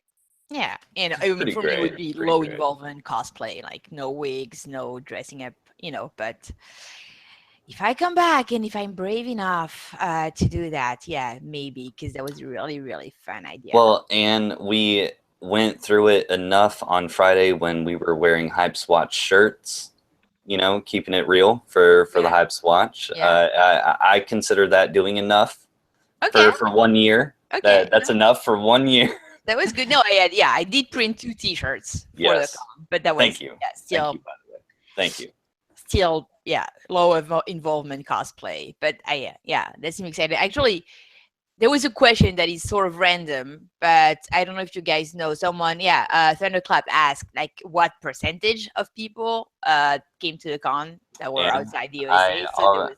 I Oh, asked everybody. sorry, I'm very sorry. See, like you step out okay. and everything is handled. So No, and actually, I wanted your input because you actually fall into that question. You know, you're from Paris, like, you know, and you flew over here, and then you decided to drive down, you know, and get here. So, what do you see many people taking a trip like that? How was it for you? You're kind of, you know, across the narrow sea trip, you know, over no, here to the States. it was still really worth it. It's just that, like, the drive actually. You're So what tired. happened? I got the ticket, then I got my plane ticket to DC, and then I was like, oh my god, like, I do not drive. You know, I'm from Paris. I don't Right. drive. I don't have a driver's license. So like, I cannot rent a car and drive there. So I had to beforehand like find a group of people that could drive with me. I've told you like that car I could carpool in. And so yeah, I did that and that was cool. Basically I DC was great and all, but it like that part of the trip, just arriving early and staying at DC to sort of like not have too much jet lag on top of being at the con and drinking until 4 a.m. and waking up at 8 the next day. Like, so like the idea was good, but it was very expensive for me. Like I didn't realize how expensive DC was gonna be. And so like for me, the trip rounded up to around $2,000. Ooh. Just basically to go to that con. So yeah, I mean, like that's pretty much like when I say I don't know if I go next year. That's my reason. It's like unless I can make it a lot cheaper, like find a way to make it a lot cheaper, then I cannot spend that much every year to go there. But that's a very particular thing. I wish it was a European Ice and Fire Con. That would be really cool.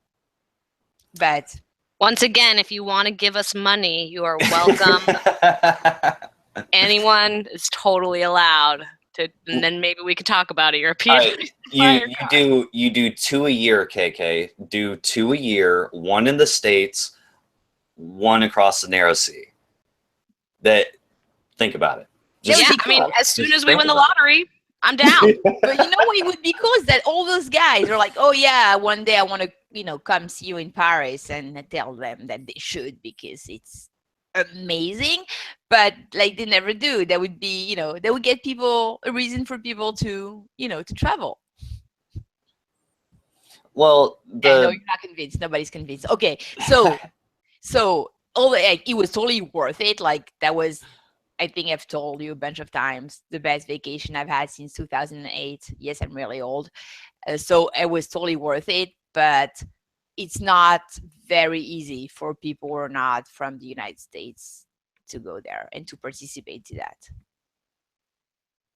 Yeah, and I think unfortunately that's going to be kind of like almost any convention, especially right now. I mean, a couple years ago when the euro, it was like $1.30 US to €1. It was so much cheaper for people from Europe to come over here. But now that it's about even, it's, although I think you guys get better, maybe your plane tickets are cheaper or something. Cause I know like every time I've flown to Europe, my plane tickets have been over $1,000 round trip, like $1,200-1,300 at least. So I mean, I mean, like here I bought my ticket in December for the con being at the end of April, and for DC it was 900 euros. But at the same time, like I'm very bourgeois, so I didn't want to have too many connections or anything. I found something cheaper. I looked already at plane tickets for Chicago next year.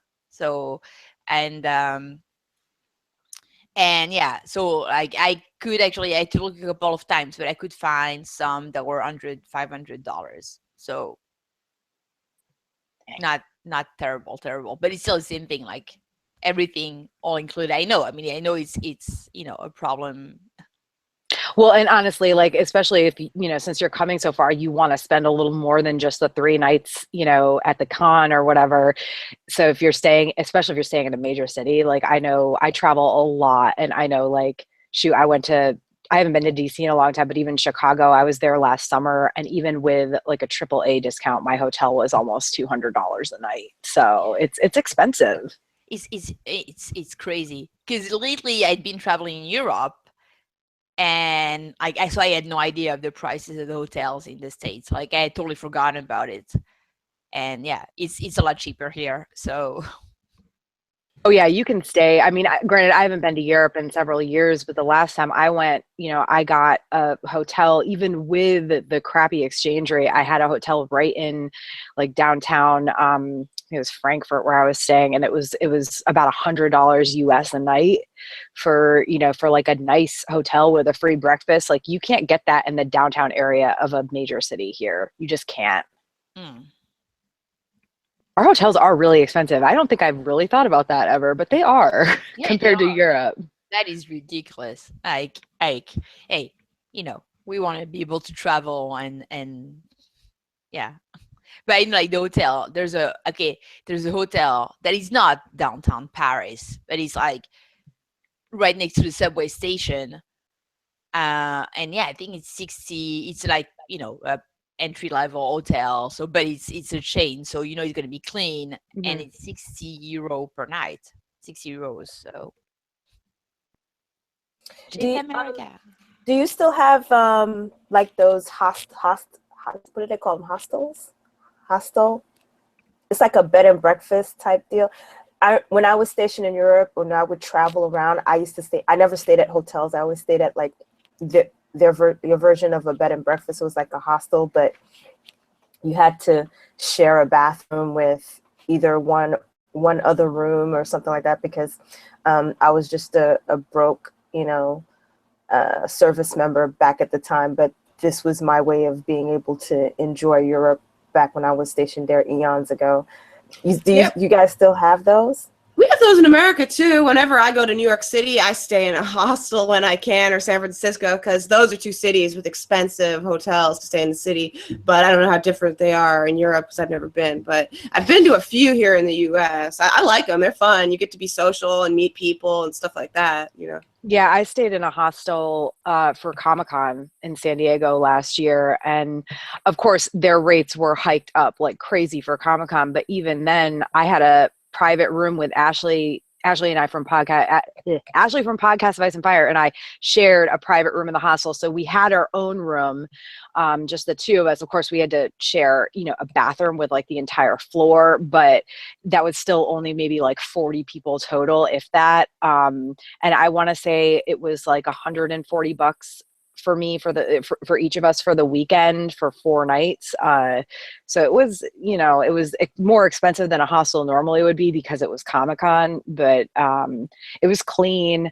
Like and I didn't mind sharing the bathroom. Probably the worst part about it was that our room had no air conditioning and no window. It was like an inside room, and it was unseasonably hot in San Diego last year for Comic-Con. I mean, we're talking 95 degrees during the day. So that was the worst part of staying in the hostel, was that there was no air conditioning and no windows. So it was just a billion degrees in our room all weekend. Yeah. I don't know. I mean, honestly, I have never looked into that. Like, I don't know if we still have hostels in Paris. Like, it's possible. It's just like that's not when you live in a city. Like I've not had any friends coming over. Either they'll stay at my place or they don't really need to worry about finding a cheap hotel. So, but also I think with like the multiplication of things like Airbnb and couch surfing and things like that tend to get, maybe not as popular as it used to be. Um, okay. KK, you say Yeah, you had to KK leave. said she's gotta So you want to say bounce. goodbye to Yeah, I'm everyone? having my cat's birthday party tonight. It's our best party Oh, of the year. no. Oh, no. Yeah, it's Paw Wars Episode 4, Kylo Max versus Rada. No way. Yeah, No 'cause I've got a fucking big way. emo black cat and like a tiny little tabby cat. Oh my god. Yeah. That should be televised. Well, we've had one every year since Max was a little kitten. It was Maxwell's first birthday black tie affair, Maxwell's second birthday tropical potluck meow, and then last year was Max and Rita's all Americat BBQ, and we had like fake tribal tattoos and like America tattoos in the bathroom. It's pretty excellent.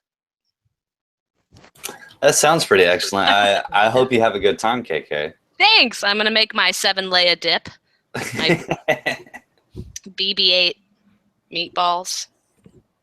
Thanks for talking, guys, and please come to Ice and FireCon 2018. We'd love to have you. Yeah, definitely. June 1st, and that'll be $75 for the weekend pass, unless you have a discount like code word hype, Ooh. which will be $5 off. Ooh, that's a good one. Thank you, KK. Yeah, thank Bye, you, guys. Chat, lovely chat. Do you have any questions for us? Anything in particular that you're curious to know about, that you would like us to talk Well, about? I have a question. I'm curious about these French dance moves that you were performing on the dance floor Saturday night. Thank you. Okay, bye guys. Bye. So I cannot I'm just dance. really curious. Like, is that a French thing or is that an thing? Like, what's going on? So like, I cannot dance, but I like to dance, and a few people that will not name have been just making fun of me for being a terrible dancer since I came back. So don't go to Ice You know what? No. At least you danced. At least you danced. There were so many people. They were just wallflowers. I was one of those people. You were I wouldn't even go in the room.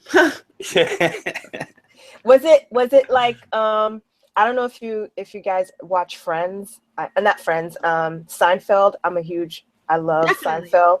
Was it like when Julia Dreyfus, I can't remember her character's name for the life of me, but Elaine. Elaine, when she went to go dance and she started doing the funky leg move. Like, yeah, was that you, Anne? I don't see know. it. I thought I was doing decent, but apparently I was not, so I can't really judge. I mean, Kraken, you're the one who should tell if that's what he No, like I was blown away, and like I'm not making fun of you. I'm just saying no, I'm not. You're on like, live, on live. The moves you had, like literally paralyzed me because like I didn't know what to do. I didn't know how to react. I didn't know like how to do anything. But like, and you looked like you were having such a good fucking time. And that night, that Saturday night, like, honestly, I was a little too drunk to even dance. Like I was a little too drunk. Like, and I walked in that room and all the music was playing, and I was just like, what did I just walk into? I know, and I was bringing you water bottle to keep you hydrated. Yeah. No, but Chloe, like help me out there. Like, was it that bad? You were there. No. You were there. Oh my God. No. No. Don't listen to Alex. No. God. No. Anne was having the time. Everyone, we were all having the best time in the whole entire universe. That was a fun night, man. You were about to say we were all having the time of our lives. Yeah, I stopped myself. Like when that song came on, the entire place exploded. Like I was like, holy shit! Yeah, it was so fucking good.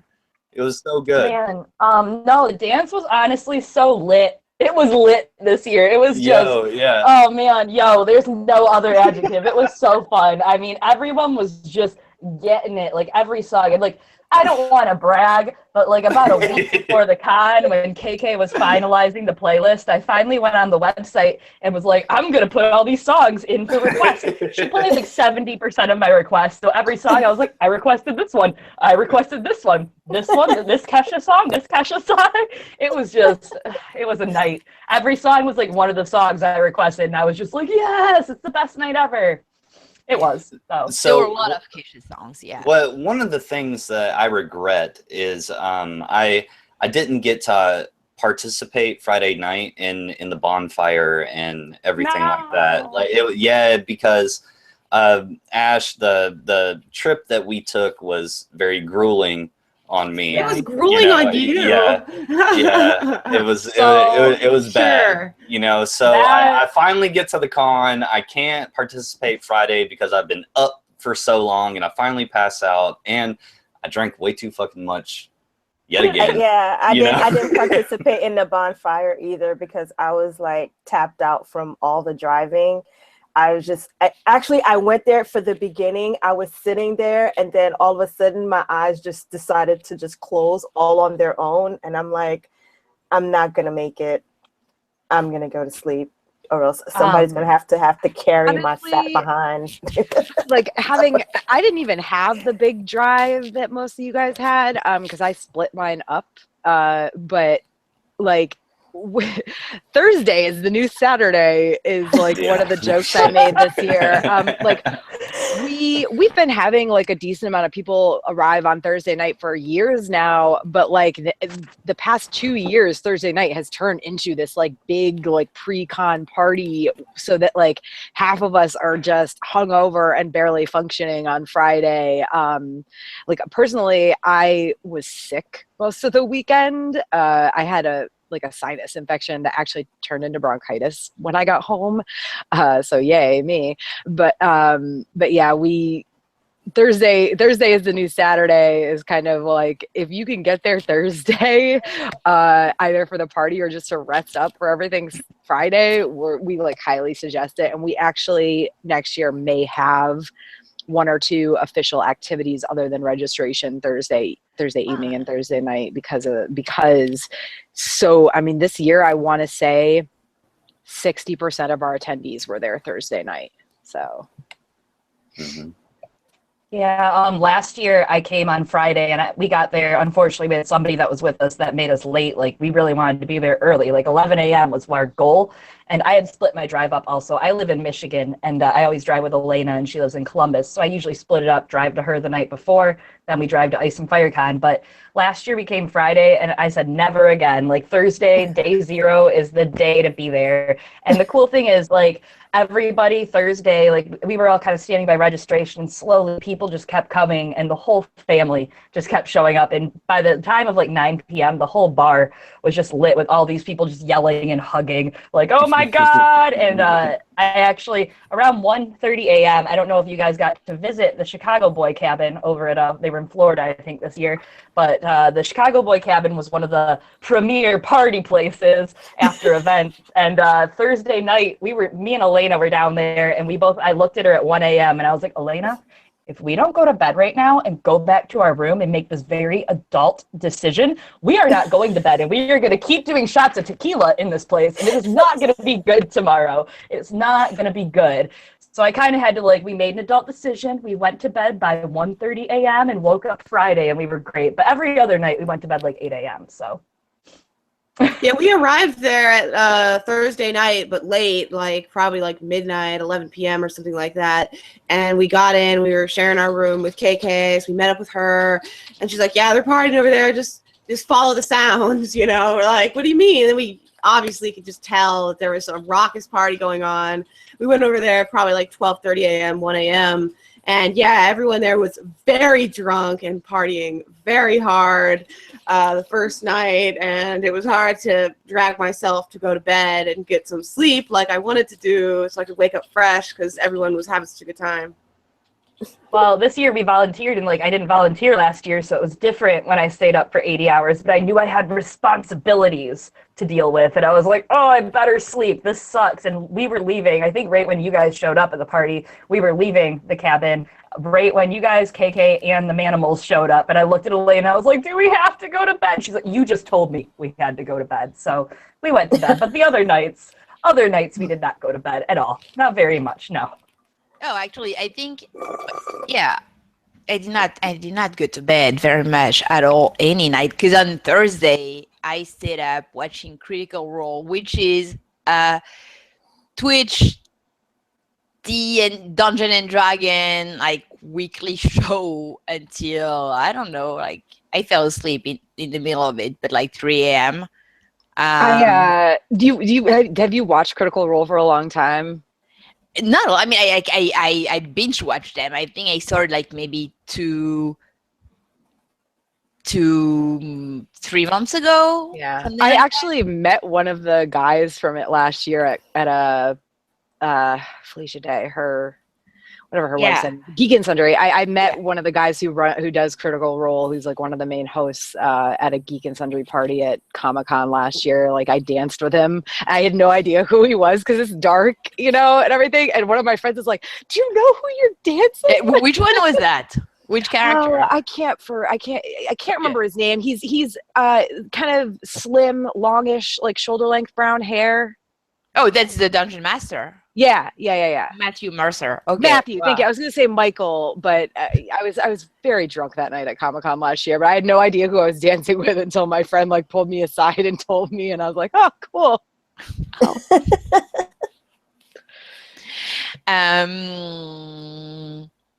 Yeah, I'm sorry. I got distracted by that. But yeah, I not a lot of sleep. Not a lot of sleep at all during the con, which is why it was a really good idea to not also have the jet lag. So if I go next year, I need someone to invite me so I can stay longer beforehand. Okay, we have more really cool questions from the chat. Okay, yeah, really quick question. So, like for Tara, do the Ice and Farrakhan organizers have YouTube channels? I'm sure KK does, but I don't think she actually posts anything on it. I do. Mine is my YouTube username is A Geek Saga. So if you just search like YouTube A Geek Saga, which is the same like @ thing I've got on the screen here, you should find me, and that's actually where you can find the video. It's not the best video, but the sound is good for the You're Welcome song that we did at the convention. So yeah, and then also we do have an Ice and FireCon YouTube channel, but like right now, I do have some video from this year's convention that I need to like throw together and put on that channel. But right now there's just a couple brief like webcast things. One was like a pre-con for this year's convention, and the other one is actually from like a couple of years ago when we announced that we were switching locations. But yeah, I mean there is also, other than my personal one, there is the Ice and FireCon one, and I also I do a monthly webcast with the Geekiary. So if you go to YouTube, the username is the Geekiary, which is TheGeekiary. So we do a monthly webcast, and it's just like a general like pop culture webcast. We do talk about conventions every month, and we talk about Game of Thrones. Like one of our segments is #Hairgate / #ManBunGate, where we talk about Jon Snow's hair. But yeah, so I do have several YouTube channels, I guess, to make up for KK not using hers. Well, I will. You will remind me, and we'll try to put all of those links very correctly in the description box. Yeah. So people, you have to go back to that video and watch it again because it was that good. And Tara, I also want to give you props to making that video about the Ice and Fire Con in Virginia beforehand. I watched the whole thing. It was about an hour long, and it was very educational. Like walking into the Ice and Fire Con. So thank you for doing that. for us. Yeah, you're welcome. And honestly, like we talked about doing a post-con one as well, but then it kind of turned out to be unnecessary because we've been on like 2 or 3. I think this is at least our 3rd podcast / webcast that we've done post convention. So like we don't actually have to do our own. But yeah, I have some old, like if you go to my personal YouTube channel, there are some old Ice and FireCon videos on there that are pretty laughable from the first year. So I'd really like to get those downloaded and moved over to the Ice and FireCon channel too, just for ha-has. So I don't know, we'll see. So Alex, when's the what's the ETA on your videos? I know the editing's going to take a long time. You got all that footage. Yeah, no, like what stopped me is that restaurant we went to, and when my GoPro told me that I had recorded 32 gigs of video, I literally had to sit down and say like, holy shit. Can I just tell you, by the way, when Aziz and I record our podcast with our camera, we record about 250 gigabytes of content because it's the quality. It's different from the GoPro, but I just think it's interesting for you to be freaking out about that number when I used to much more. Yeah. All right.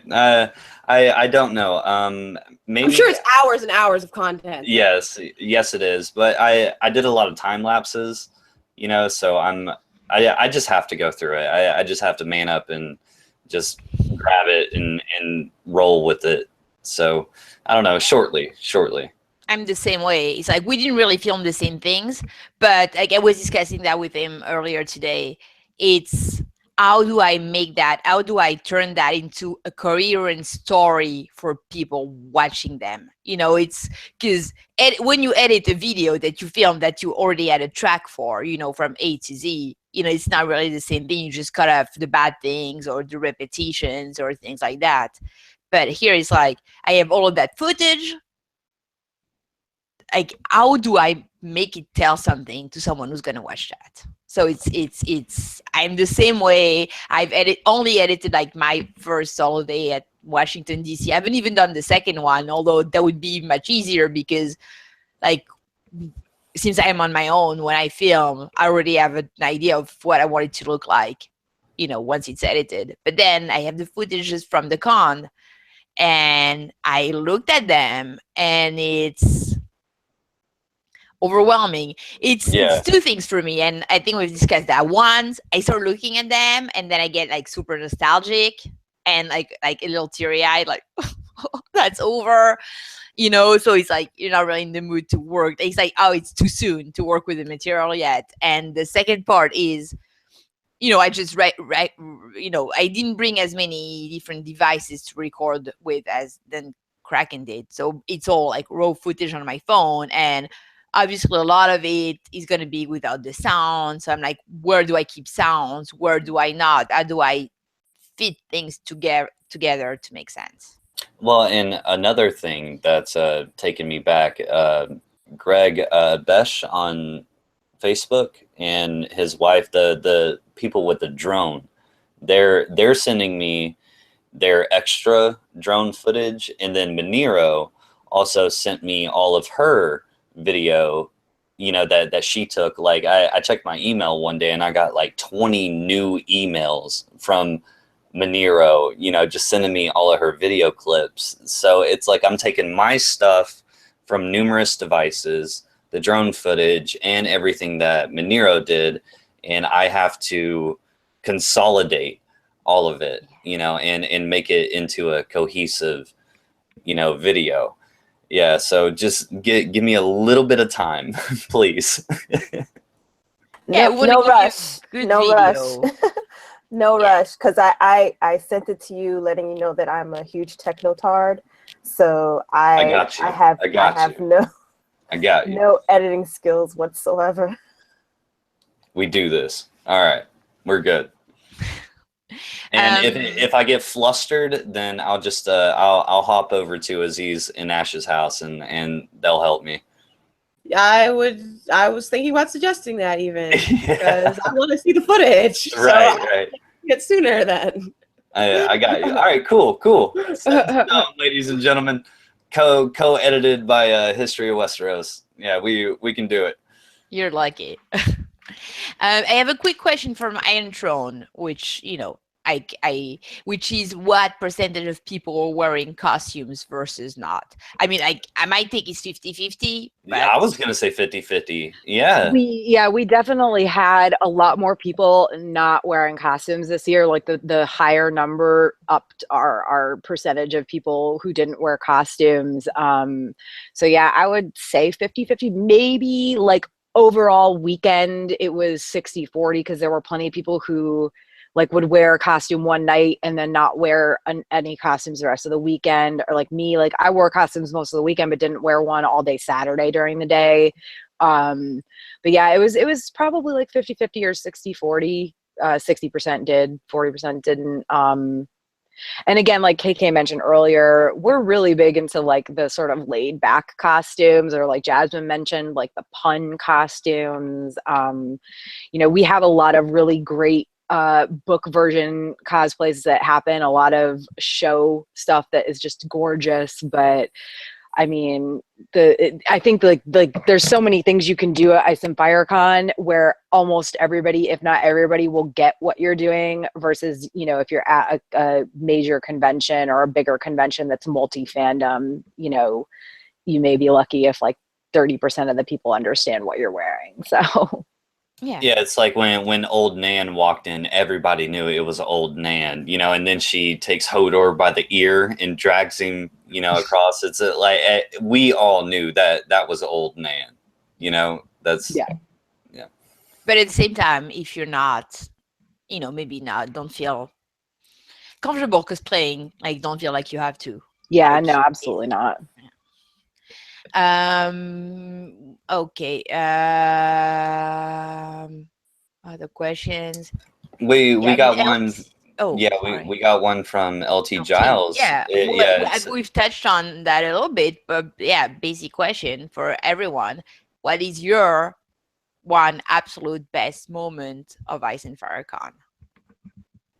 Chloe, go. Chloe, you go first. I want to hear yours. I'm not going to give you my best moment because that is a personal moment and none for you. Ooh. But let's just say that there's not like an Ice and Fire Con to make the blood run hot, friends. But skipping past that, I don't know, man, all of it. Shit, you know how many times I've cried in the last 3 weeks? I don't even have an emotion. This is horrible. Man, just seeing all friends and meeting all the fandom people was amazing. And like Friday night, a lot of people know, but like, so there are several, like Valley View was the cabin for the after party Saturday. And the Chicago boys, they had their cabin that was kind of like the big party place. And we had, as some people know, the Maiden Vault. And the Maiden Vault was just our suite we had up in the Stone Lodge. And it was just me and Elena, and it was a very beautiful suite. And since it was just us and there's no boys, we called it the Maiden Vault. And everyone was coming up there. We had a really vicious game of Flippy Cup Friday night that just transpired. I didn't even know it was going to, but it did. And it was just really surreal having all of these friends that I've made on the internet in the past couple years from the fandom and from the convention all in one room hanging out, It was really cool. Really good memory just seeing everyone. So Flippy Cup, best moment for you. Yeah. Jasmine. Oh, I was trying to think. I don't know. The whole con is just so great, and I'm just happy that this year it seemed like everything clicked. I don't know if Tara felt like that, but this seemed like this year was just like the culmination of everything we've been like working towards, and how like integrating all the new people and just like all the panels and stuff and the costumes.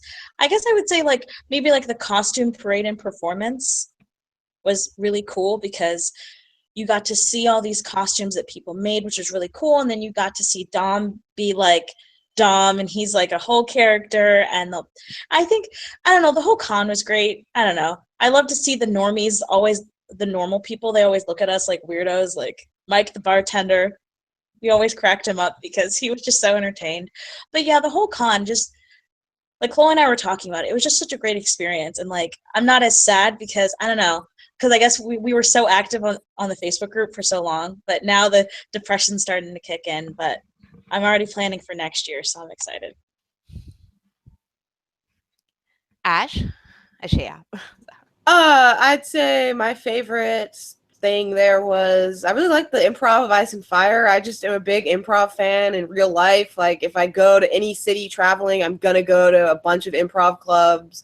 I just love it. So seeing it about A Song of Ice and Fire was particularly great. I didn't participate in it because I don't know, I'm the kind of person where my first year at something, I just want to get my bearing. I want to know how it's going to go down, and then next year maybe I'll do it.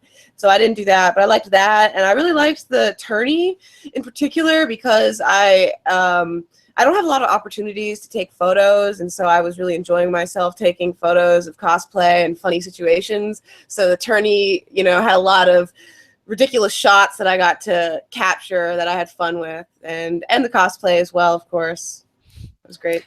Ash, your pictures that you did with your camera, they turned out very, very well. And actually, you took the defining moment for me.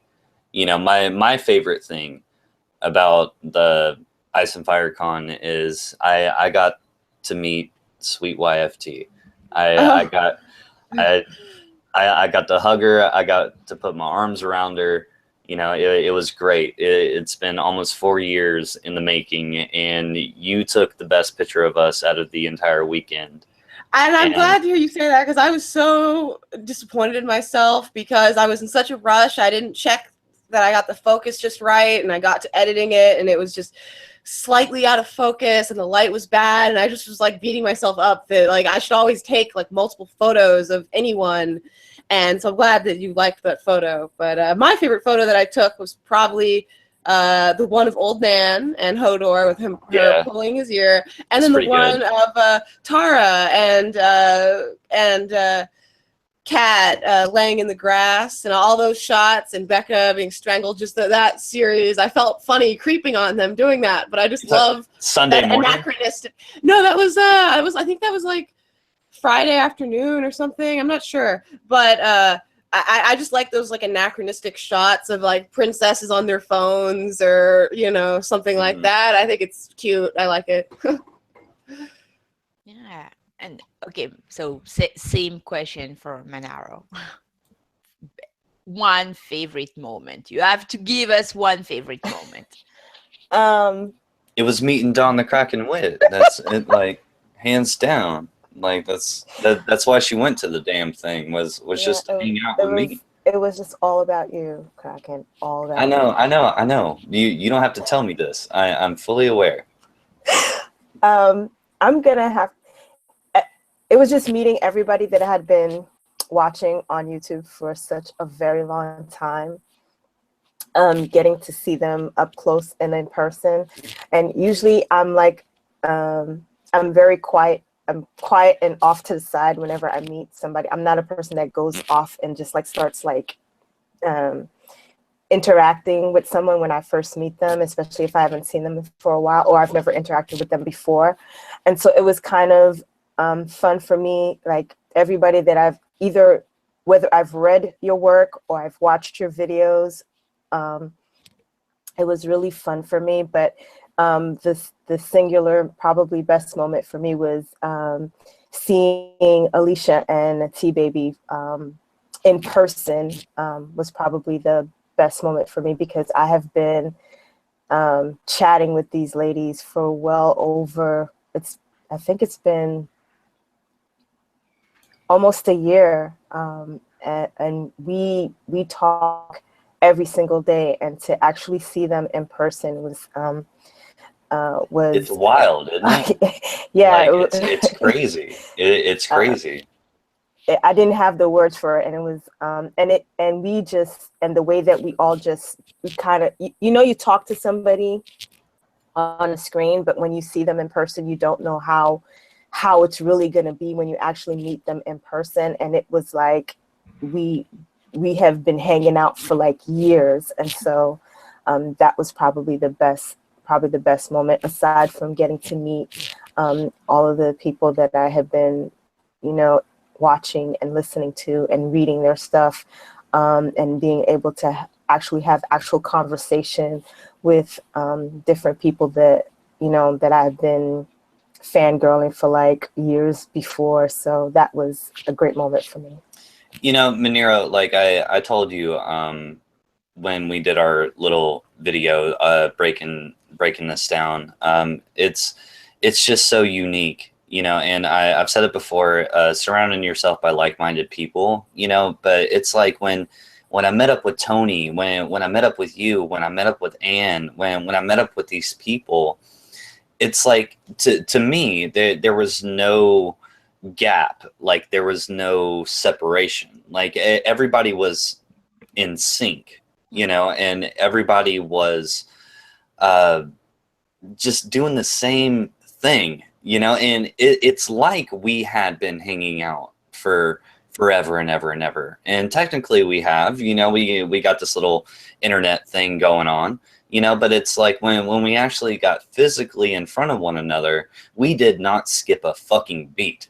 Like, we kept it real, like it was fantastic. I know, I agree. And okay, one thing, so because we are gonna wrap up pretty soon. Sure. Wait, real quick. Well, yeah. I totally messed up. I should have mentioned that your welcome song is one of my favorite moments because I had it stuck in my head for like I'm gonna have it stuck in my head again now after this call. I've watched the video a bunch of times. So just that I just realized that I made a huge mistake not mentioning that. Yeah, I think Eliana is the one who put all of those songs in the playlist. Like, she was the one like, oh, can I request a lot of Moana song in that playlist? Yeah, I mean, like, there were definitely a bunch of amazing things, and we could probably sit here 4 or 5 more hours talking about Ice Fire Con. But yeah, one last thing that will tie into what you were saying and tie into the last question that we have is that, okay, like, we're all fans of Ice and Farrakhan, but we realize that there are like little pocket groups. There's the YouTube community and the Tumblr community and the Reddit community, obviously, and that we don't really necessarily, like, we don't know each other, like, we don't communicate. And one amazing thing there was that, yeah, we could, even though we didn't necessarily know each other previously, like, we all, mingled amazingly. And that's why, like, the last question was, I'm sorry, from Plastic Bertrand again. So, to the podcasters and channel ops, did any of you make plans for new crossover theme, show, or new panelist contributor connections? So, like, for anyone who's ever watched any video from the Hype Watch, like, that what we like to do is have, like, guests panel on our rereads as often as possible. Sometimes we really plan them sort of last minute, so it's not really easy to find a guest, but we love that. But again, it's like, for like just and for me personally, I would love to join more things. It's just that because I am 6 hours ahead of everyone, and that most people do the like filming or things like that, like at night. That's why like I know, like, Manaro, I've been invited and I would have loved to join, but just never, like, I can only pretty much film either on Saturday or Sunday, like around noon Eastern time. So it's not always really convenient for people. But yeah. So any new collabs that maybe have been sparked by the con for anyone?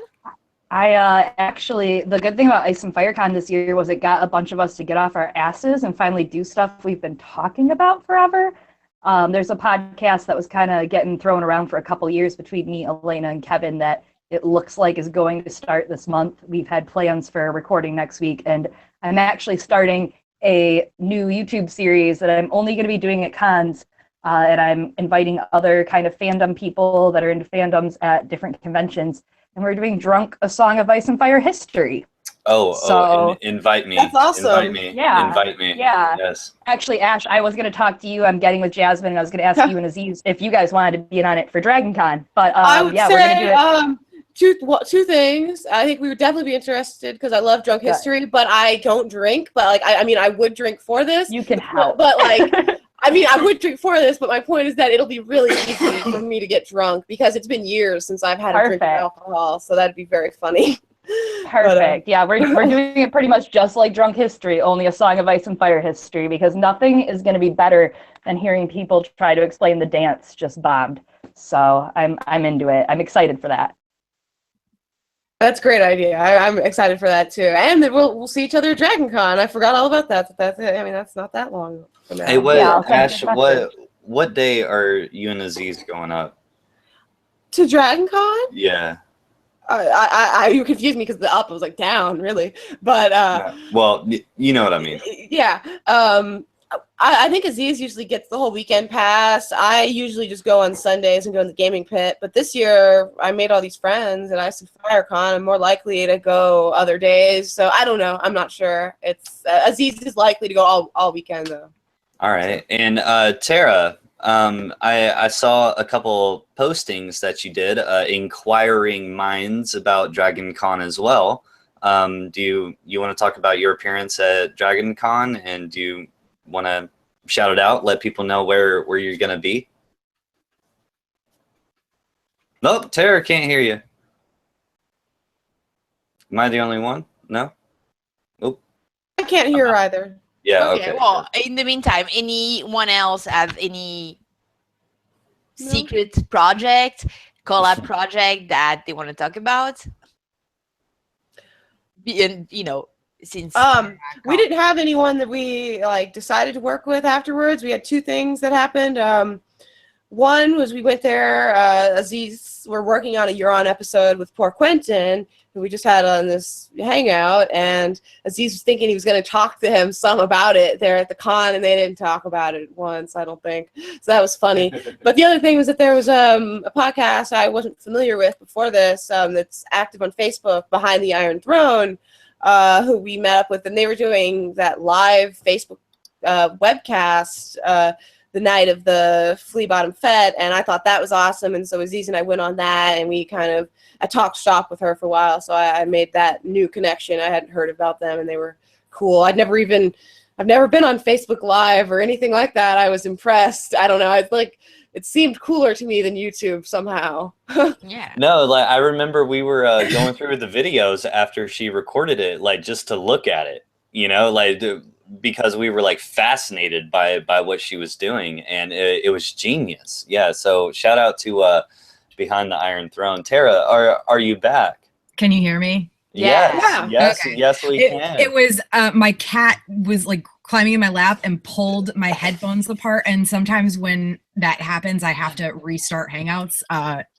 Emmett is gonna get a fit out of this because he was saying earlier that the kitties are sabotaging the stream. But all right, go ahead, Tara. But yeah, so Dragon Con, yeah, I always go all weekend. This year I get there like Wednesday evening, and I'm definitely staying till Monday. I'll probably end up staying till Tuesday morning, just because I have to drive all the way back to Florida this year versus like the 2 hours back to where I used to live in South Carolina. But yeah, I mean, I'll be there. We always stay at the Hyatt. We usually have a few people in our room like Saturday morning to watch the parade. So as long as we get a parade view balcony room again, we'll be doing that. And then like me personally, I am going to be on some Song of Ice and Fire Game of Thrones panels with the new high fantasy track. I'm not going to know for months like what days those are or where they're located, but pretty much if there is a Song of Ice and Fire or Game of Thrones panel at Dragon Con, there's like a 90% chance I'll be on it. And then I also may end up moderating some panels for the Apocalypse track, the Apocalypse Rising track, maybe it's something like that. I think I'm going to be moderating possibly their 100 fan panel and their Walking Dead fan panel. So we'll see about that. Okay, cool. Thank you, Tara. Any other collabs in the making? Any projects? Well, yeah, Tara said she was going to come on the Hype's Watch channel again. I heard her say it myself. I mean, I was a witness to it. Yeah, no, I mean, I'm pretty. As long as I'm home, I am down with joining like podcast recordings, or webcasts. I do travel quite a bit to conventions and stuff. That's literally my job now. But yeah, as long as I'm home, I'm more than willing to join in on stuff. So, and it doesn't have to be about Song of Ice and Fire, or Game of Thrones either. I have a wide variety of geeky interests. Uh-oh, Maniro, that sounds like a ginger ale chat, a late night ginger ale chat. I don't. Ginger ale chats are kind of Dirty?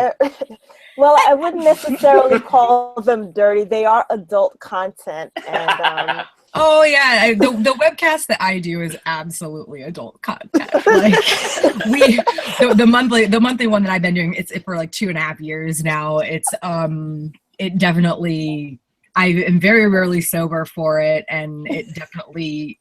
It starts where we're like, yeah, excuse any accidental swears, and then about 20 minutes in, it's like the F-bomb every 5 seconds. So yeah, no, I'm anybody you don't have is to worry invited about to a offending ginger ale. me. Like anytime I have a ginger, anybody can jump in at any time. It's just a free form discussion, and it's not necessarily Ice and Fire related.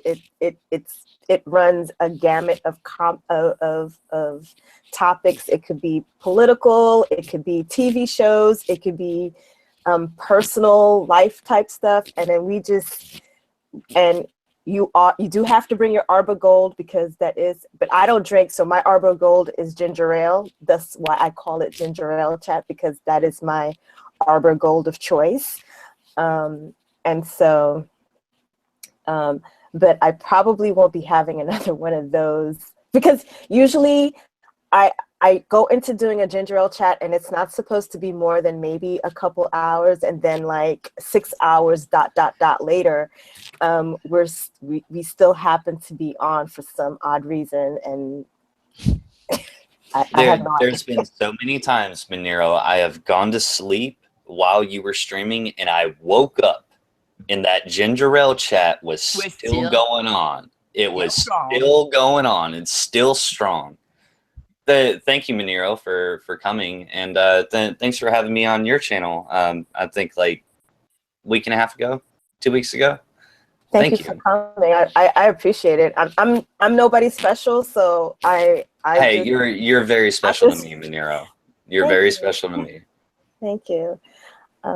But other than that, I do have a discussion series that I started with the Baratheon brothers was the first one. So next we're going to be going into the Lannisters. So I'm going to kick that off next month, the first weekend next month, and hopefully we should have all of the Lannister brothers wrapped up before the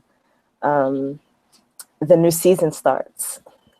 Ooh, spicy projects. Definitely. Spicy projects. Check that out. Okay, guys. I think it is time for us to say goodbye. I hope we've answered all of your questions in the chat. We tried our best. There were not that many, so we tried our best. I hope that we gave you, a good overall impression of what it's like to go to Ice and Fire Con, and why we all loved it, and why you should definitely go there. So I know, Tara, that you have to go, and you are the organizer, so please say goodbye to everyone, tell them again who you are, and while they should definitely go there next year.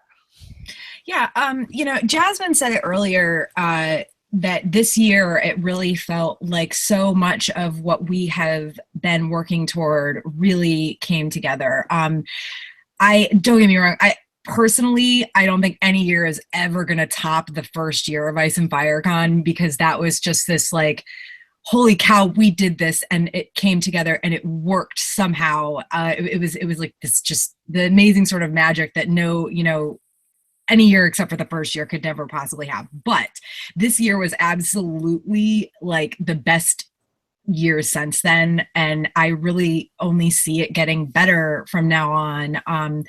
And you know, a big part of that, I think, is that we really do take suggestions to heart.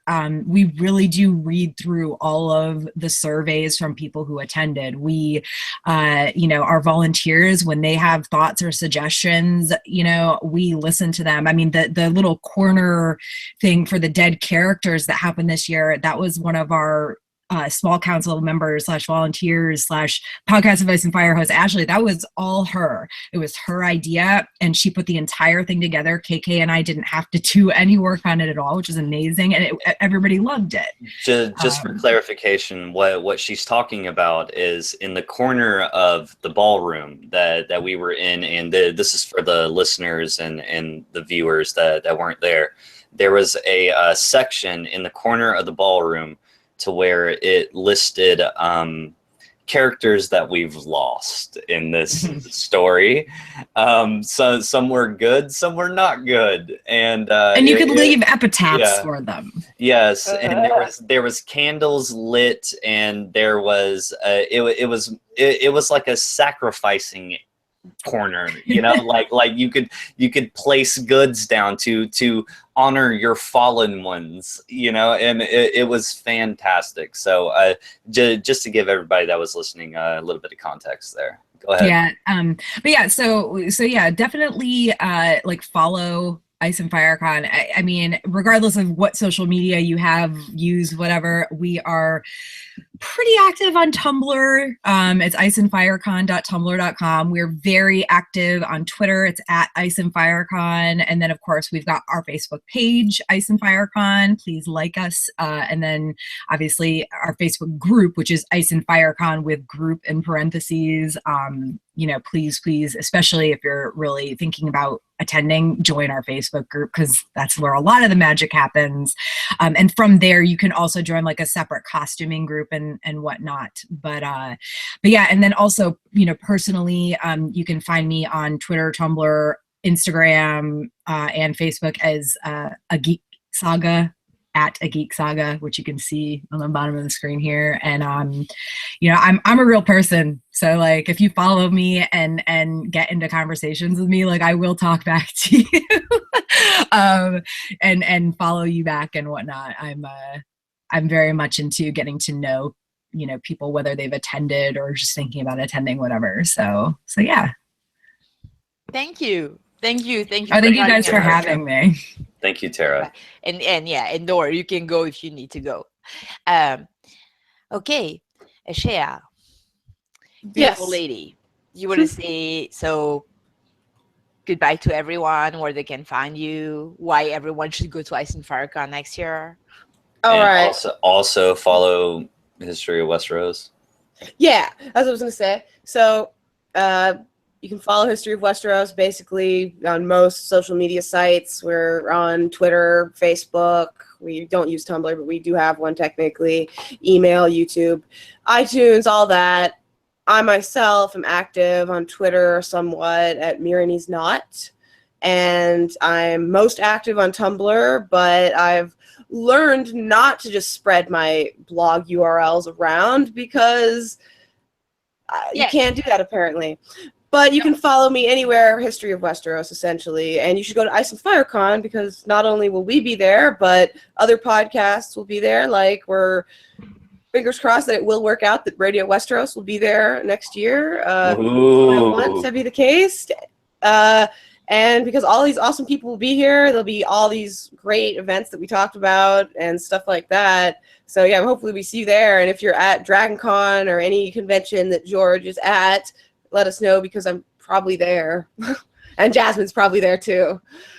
Speaking of, we'll be at San Jose Con next year, which he'll be at. Jasmine will be at it too. We're chasing him around. So well, Jasmine, do you want to, you know, say goodbye to everyone, remind them where they can find you, why they should go to Ice and FireCon, why they should be stalking George around? Yeah, I'm on Twitter. It's Nazosaurus. Most of the time I'm replying to or talking, just in general, just talking to Chloe or shitting on Brendan Beefish most of the time. That's fun. That's that's one pretty much reason it. why you could join Twitter, just to just to do that.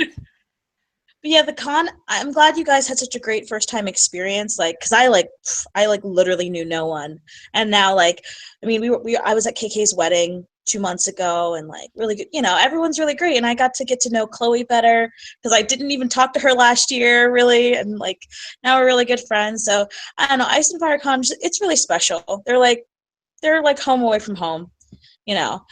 So everyone should go. Also, there's going to be a pool. So someone already posted mermaid tails. So I'm obviously going as Wyla Manderley next year. I'm very excited to be a mermaid.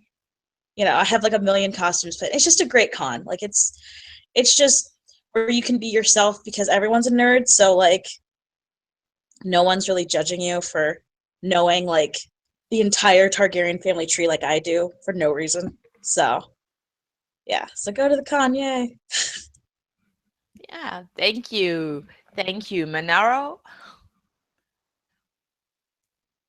First, let me just say thank you so much for inviting me to be part of your panel. That was very kind of you.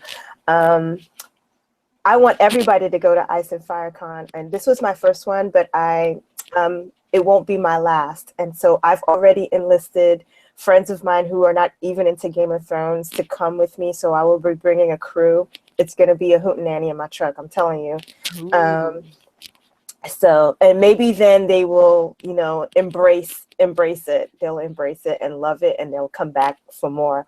I think everybody should go, and I'm going to keep saying it until everybody that I know buys a ticket and goes there. You will not be disappointed. I promise. And yeah, that's it. As far as, again, thank you. I'm starting to babble, so I'm going to stop talking now. No, it's so cute when you babble. And that's it. Like I've already mentioned what I have coming up. And again, my next ginger ale chat, all are welcome if you'd like to come and join. I will make a special point, and that I will do something early because I would really love to have a group discussion with you. I really love your thoughts on a lot of things. Even though we only had a brief moment to talk, I like the way, from watching you from before, I love your insight on a lot of things. So definitely hope in the future we can do that. Thank you. That would be that would be my pleasure. Like again, like the main reason why, well, I'm pretty shy, but also the main reason why I don't participate to more videos is a lot of time that I don't want to impose my schedule on other people. But yeah, thank you very much. Beautiful, amazing Chloe. Oh, beautiful Anne, stop. And beautiful Kraken. Let's not leave him out. Very beautiful. Man, this Ice and Fire Con was so good. You should come because you're gonna meet someone that's gonna be your new best friend. You don't even know. You're gonna make new friends. You'll get to talk about one of the best things in the world, Ice and Fire, a song of Ice and Fire. And you can find me on Twitter at LizenArborGoal, no D because character limit. And on Tumblr, I'm the-littlest-bird with 2 Ds because no character limit. And man, I don't know, just come to Ice and Fire Con. Take a chance. I took a chance my first year. It was kind of like a belated birthday present for me because my birthday's in April. And we showed up on top of a mountain and made friends with some of the most amazing people and had memories that'll last us a lifetime. So second one, and now I'm dedicating my life to the con. It's normal. So come to Ice and Fire Con, you guys. And beautiful, beautiful, amazing Kraken. You ladies, y'all are too much. Y'all are too much. I do have one gripe. I have one concern.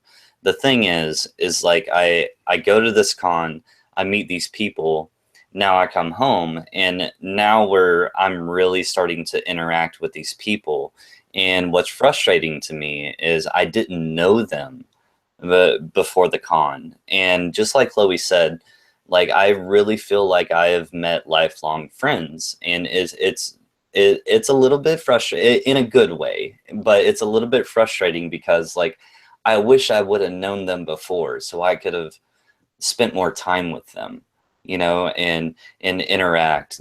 Like that's in a good way, it's extremely frustrating. But this was one, like I'm 30, I'll be 31 in August, and this is one of my crowning achievements, like going to this and meeting these people and hanging out and being friends and everybody being together. And it's like there nothing needed to be discussed. Like we were all on the same fucking page, and I've been in numerous groups of tons of things, and 9 times out of 10, like you can pick up on somebody somewhere that has a bad attitude, that is not part of the party, etc.